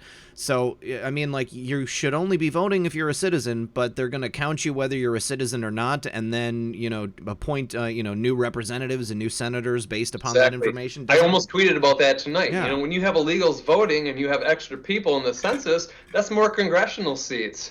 That's more Democrats in the House. Yep, exactly. That's as basic as it gets, and it's corrupt. And I wanted to tweet that, but I didn't know how to summarize it into a small statement. Instead, I said something about, dear libs, like, you think 12 Russians posting on Facebook had an influence? What about, 12 million illegals? And I was like, use your dang brains. Like, what had more of an impact? Exactly. Yeah. No, it doesn't make any sense. Yeah. So how about this? There is some new information coming out from Judicial Watch. There was a lawyer for Hillary Clinton who just recently was subpoenaed to give testimony to Judicial Watch, and the information that she gave contradicted the information that she told the FBI previously about Hillary's email use. Not surprising, not particularly surprising. I mean, like, I would expect that anybody who worked for Hillary Clinton probably lied on a regular basis. The only thing that's surprising to me is that more of this information isn't getting out anywhere. I mean, can we please go back to 2016, back when, many news outlets were talking about Hillary's emails. This is another one of those arguments from liberals is, like, oh, but my emails, we're still talking about Hillary's emails. Well, let's talk about what was in those emails. Let's talk about intelligence assets that were killed in China as a result of Hillary Clinton's emails getting released. Benghazi is not a big deal. Benghazi always was a big deal, and it still remains a big deal because Americans lost their lives. It's like her coming out in during the testimony and asking what difference it makes. And we've got liberals all the time talking about it in that respect, like we shouldn't care about it just because it's not, 2016, 2015 anymore. Yeah, well, what would you do in that position when it's like you're being, subpoenaed, you got to testify. Hillary's talked to you like, you're going to say this or you're dead. You're Arkansas. You're dead if you don't do it this way. And like what I've said before, once you understand the bigger picture, it's easier to put the puzzle pieces into place and understand why things happen the way they happen. Yeah. And like, they have no choice. That person has no choice. It's either you do this or you're dead. What's it going to be?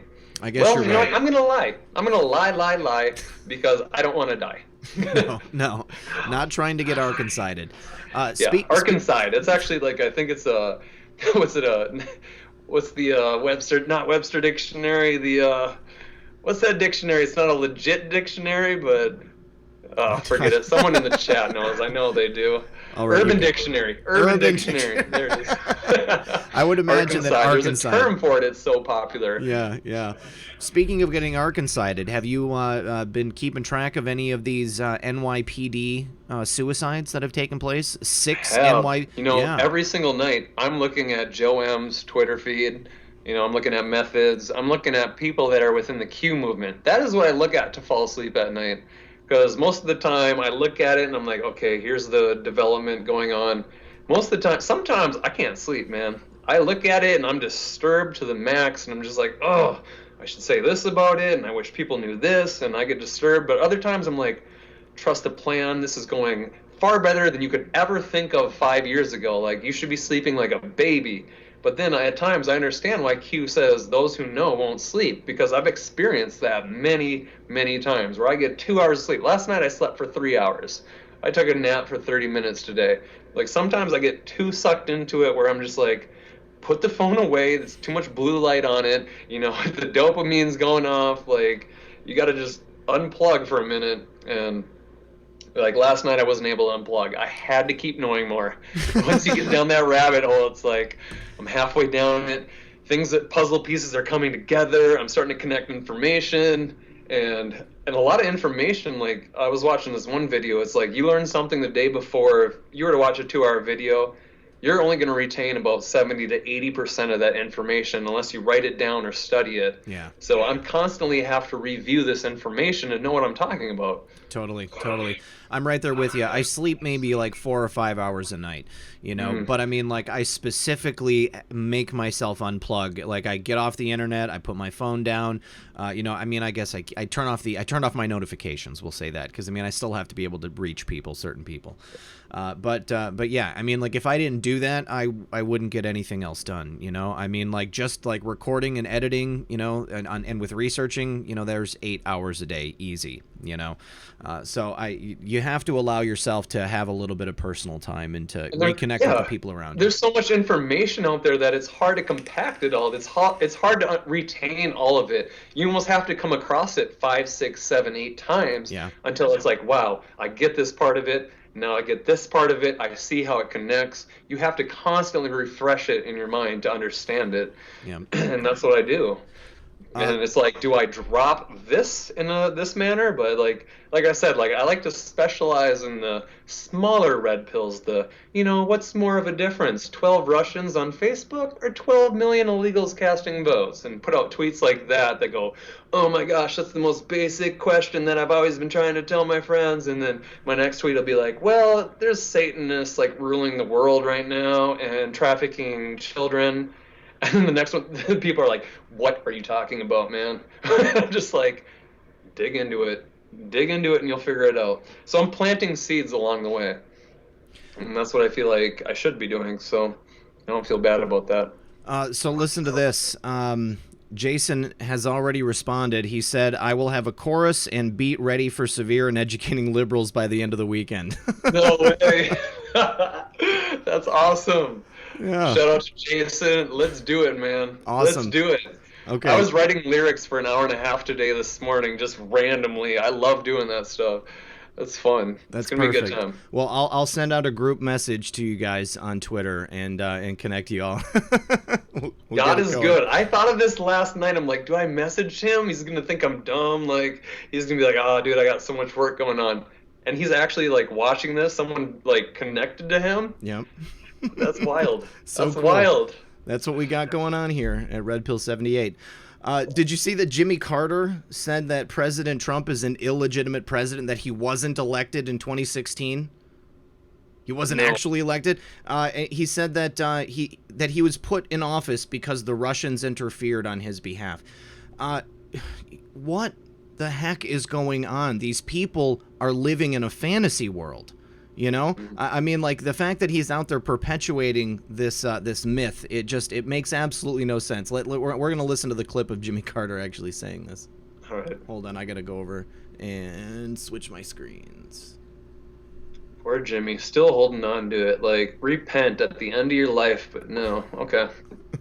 Russia has been proven by our intelligence community to have interfered with one of our human rights, which is the right of free and fair elections. What's your reaction? How should we deal with Russia? Well, the president himself should condemn it, admit that it happened, which I think 16 of the intelligence agencies have already agreed to say. And there's no doubt that the Russians did interfere in the election. And I think the interference, although not yet quantified, if fully investigated, would show that Trump didn't actually win the election in 2016. He lost the election. And he was put into office because the Russians interfered on his behalf. So do you believe President Trump is an illegitimate president? Based on what I just said, which I can't retract. I would say yes.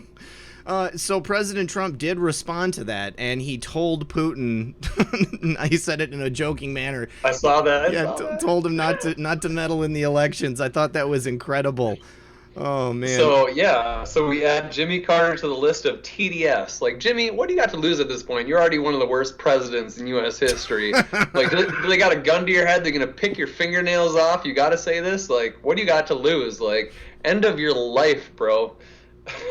Calling a 80-year-old man, bro, whatever. When Jimmy Carter didn't get an envelope at the Bush funeral, I thought, oh, maybe he's not a bad guy, you know. I mean, maybe he's just a sweet simpleton, you know, in the twilight of his life. But no, unfortunately, you're right. He's full on deranged. I love that clip of Trump and Putin. You know, hey, Putin, don't interfere. Okay, don't. Just like anyone who gets what Trump's about, like, just laugh their butt off at that. Liberals are like, oh my gosh, like, maybe he's not going to interfere now. Like, wow, like, they have no idea what to think. What do you think about Putin, though? Like, I think he's one of the good guys. Oh, definitely. Yeah, I count Putin among the white hats for sure.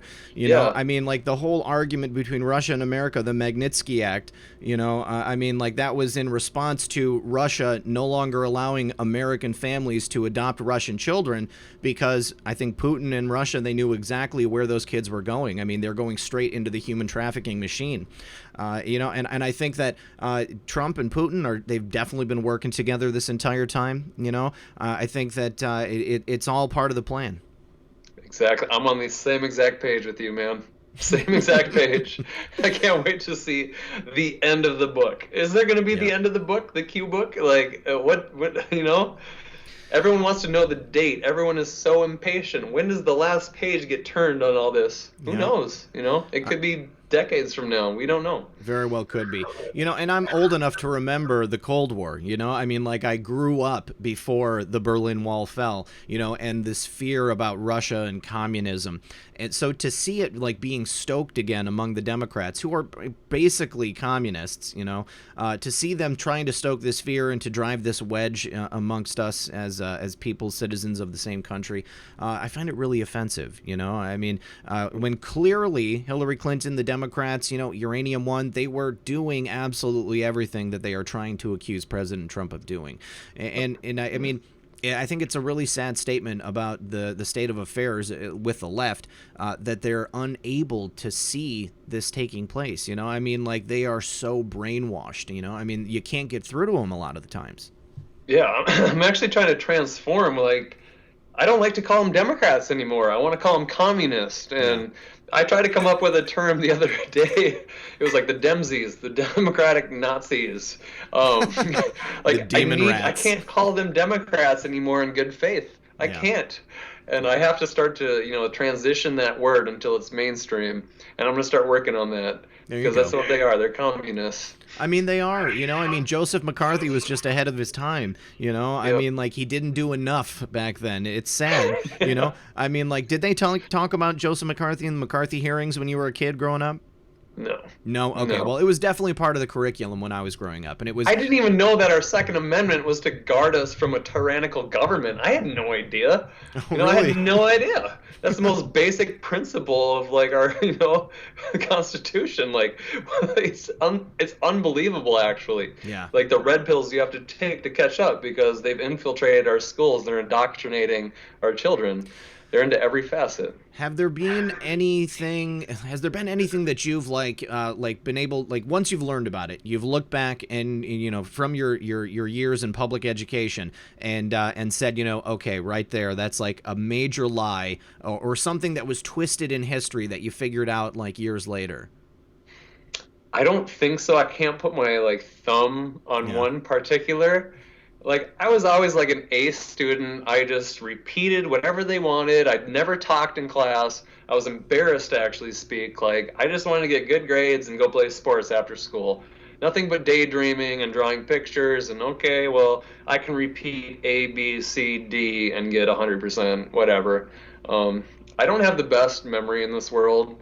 I wish I did. I don't talk about my story that often, which is why I'm grateful that you gave me this platform. I never get to talk about that.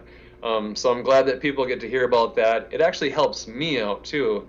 to kind of backtrack and go through my story, because I never get to talk about that stuff, being in mental hospitals and all that jazz. So it's really cool. It helps me walk through it. And like, there's a lot of things we're missing too. Like, I've had prophetic dreams. I had a dream once about one of my best friends. Like, when I was in my dream, he's like, D, like, you need to listen to me, man. And like, I started saying, no, get away from me. But my voice went into like demonic devil tone, and like the ground started breaking away into lava. And like, I woke up, I was pure sweats. Just like, I woke up like almost screaming, like it was unbelievable. And about a year later, like, my friend, who's the most religious person I've ever met, we were roommates in college. He had never believed in God. Someone knocked on his door, said, we'd like to invite you, to get to know Jesus Christ and whatnot. I get to college, I'm like, I'm ready to party, dude. Like, I don't know what you're doing with these Christians over here, but you've lost it, man. Now you're judging me. None of our friends like you anymore. And, I had a dream about that.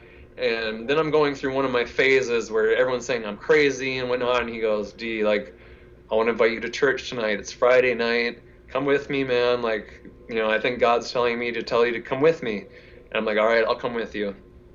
And get to the church, and we're sitting there listening to one of the pastors. He's like, I have this urge, man. I got to pray over you. Do you mind? I'm like, yeah, go ahead. He puts his hand on my back.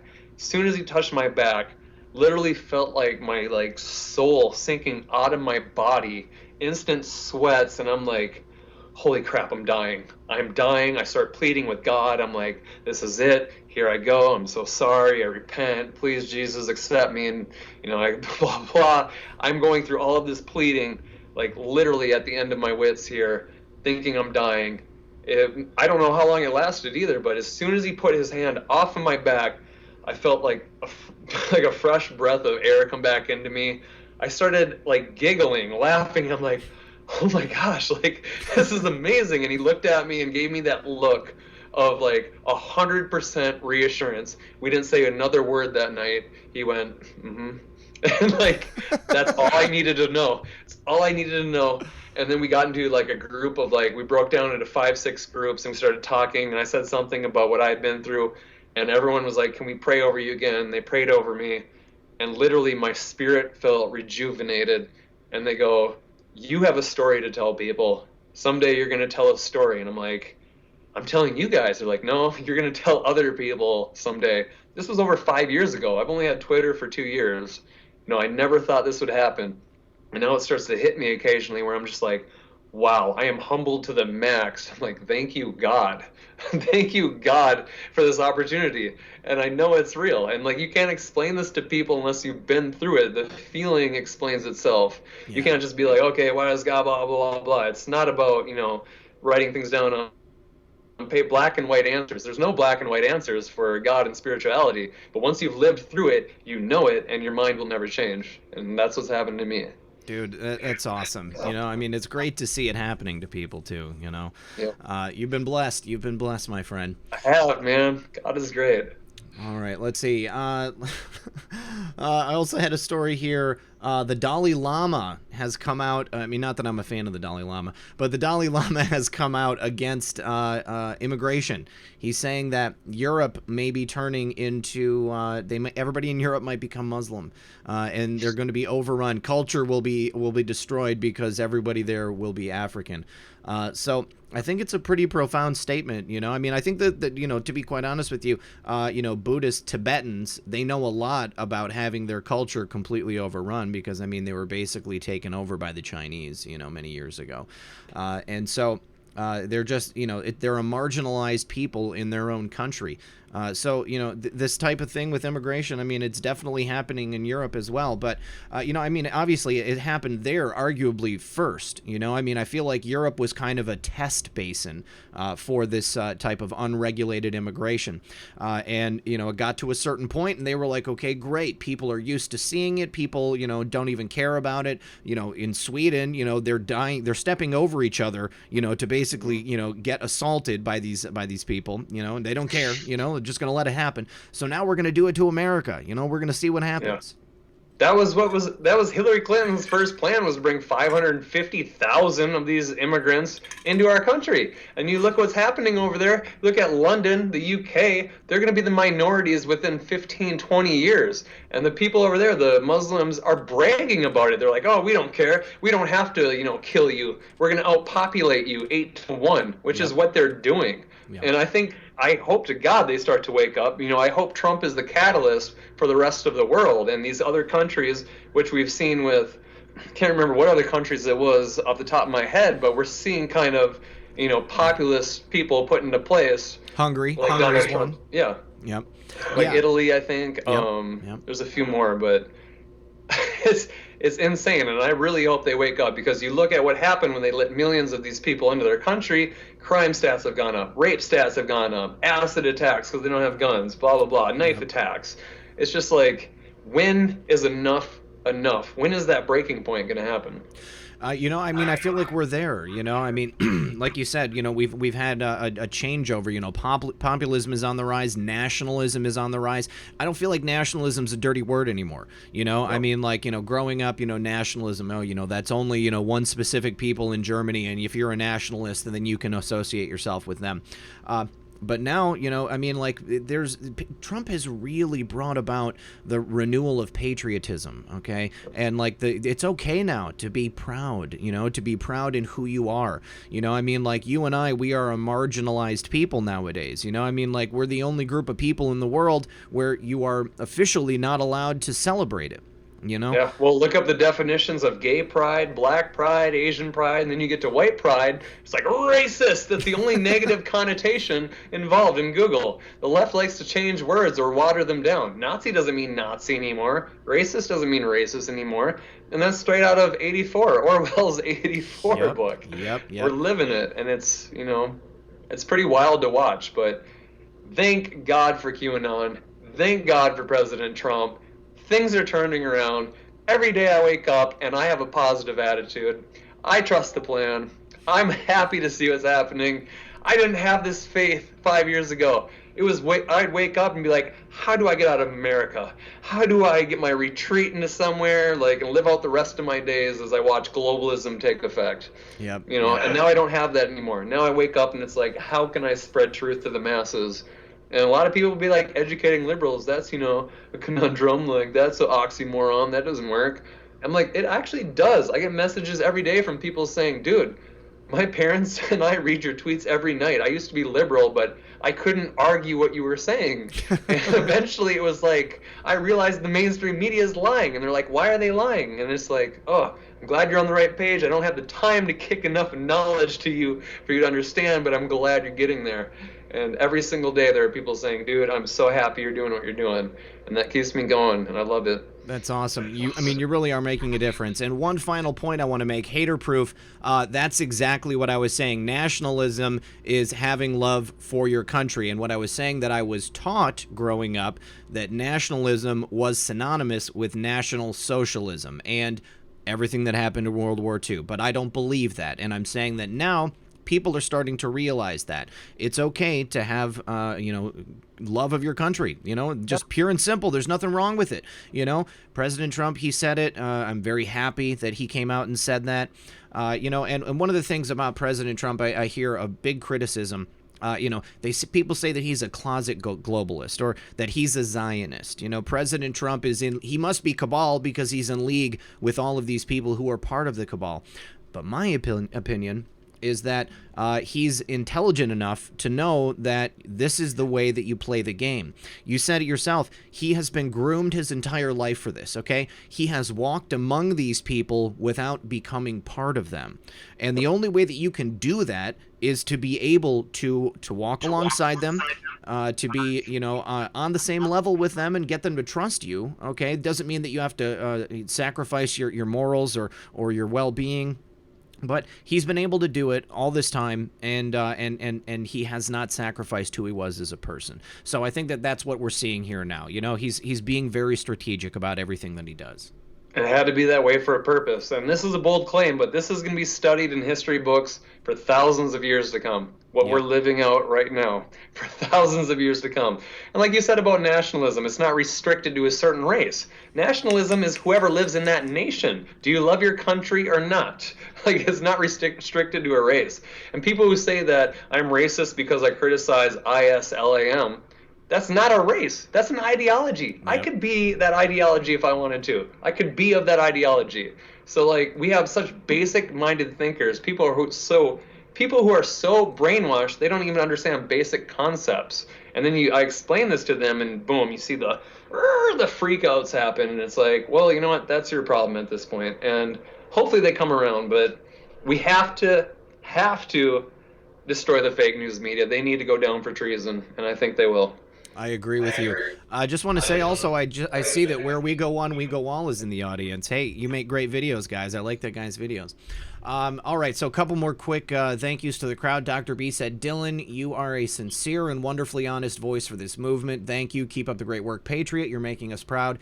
And David Munyon said, Putin, not a white hat. Enemy of our enemy, working with Trump. You know, I mean, it's all the same to me at this point. You know, if you're working... Speculation. Future proves past, though. We'll see. I mean, yeah, everything we're saying here is speculation because I don't know anything else, you know. I mean, I'm a Q observer, man. I'm a Q observer, and I'm trying to learn. I love it. That's right. Future will prove past. All right. Dylan, we've got 1 minute left, man. So I just want to say thank you very much for coming on the show. Thank you, everybody in the audience, for sticking with us. We've had over 2,000 viewers this whole time. Go ahead and get this out. Share this on your favorite social media platform. Dylan, what do you want to leave us with? Basically, don't be afraid to drop red pills. The fact that I'm on Red Pill 78 right now, perfect platform. I've never told my story this in depth. People have been messaging me saying, what is this story about you slapping cops and, you know, being a Satan worshiper and blah, blah, blah. And, you know, I'm kind of glad I got the opportunity to come on here and clarify some of that stuff because I haven't got a chance to do that. I've always wanted to make a video on it. I didn't know how. And this really helped me out a lot. Do your own research and follow your own intuition. That's right. Use discernment. Use discernment. All right, guys, we have hit the 12 o'clock hour. I just want to say thank you, everyone, for joining me. As always, this has been Red Pill 78. I am the Corruption Detector, and this was your Red Pill News for Friday Night Livestream. Thank you to educating liberals, and good luck, everyone, and God bless.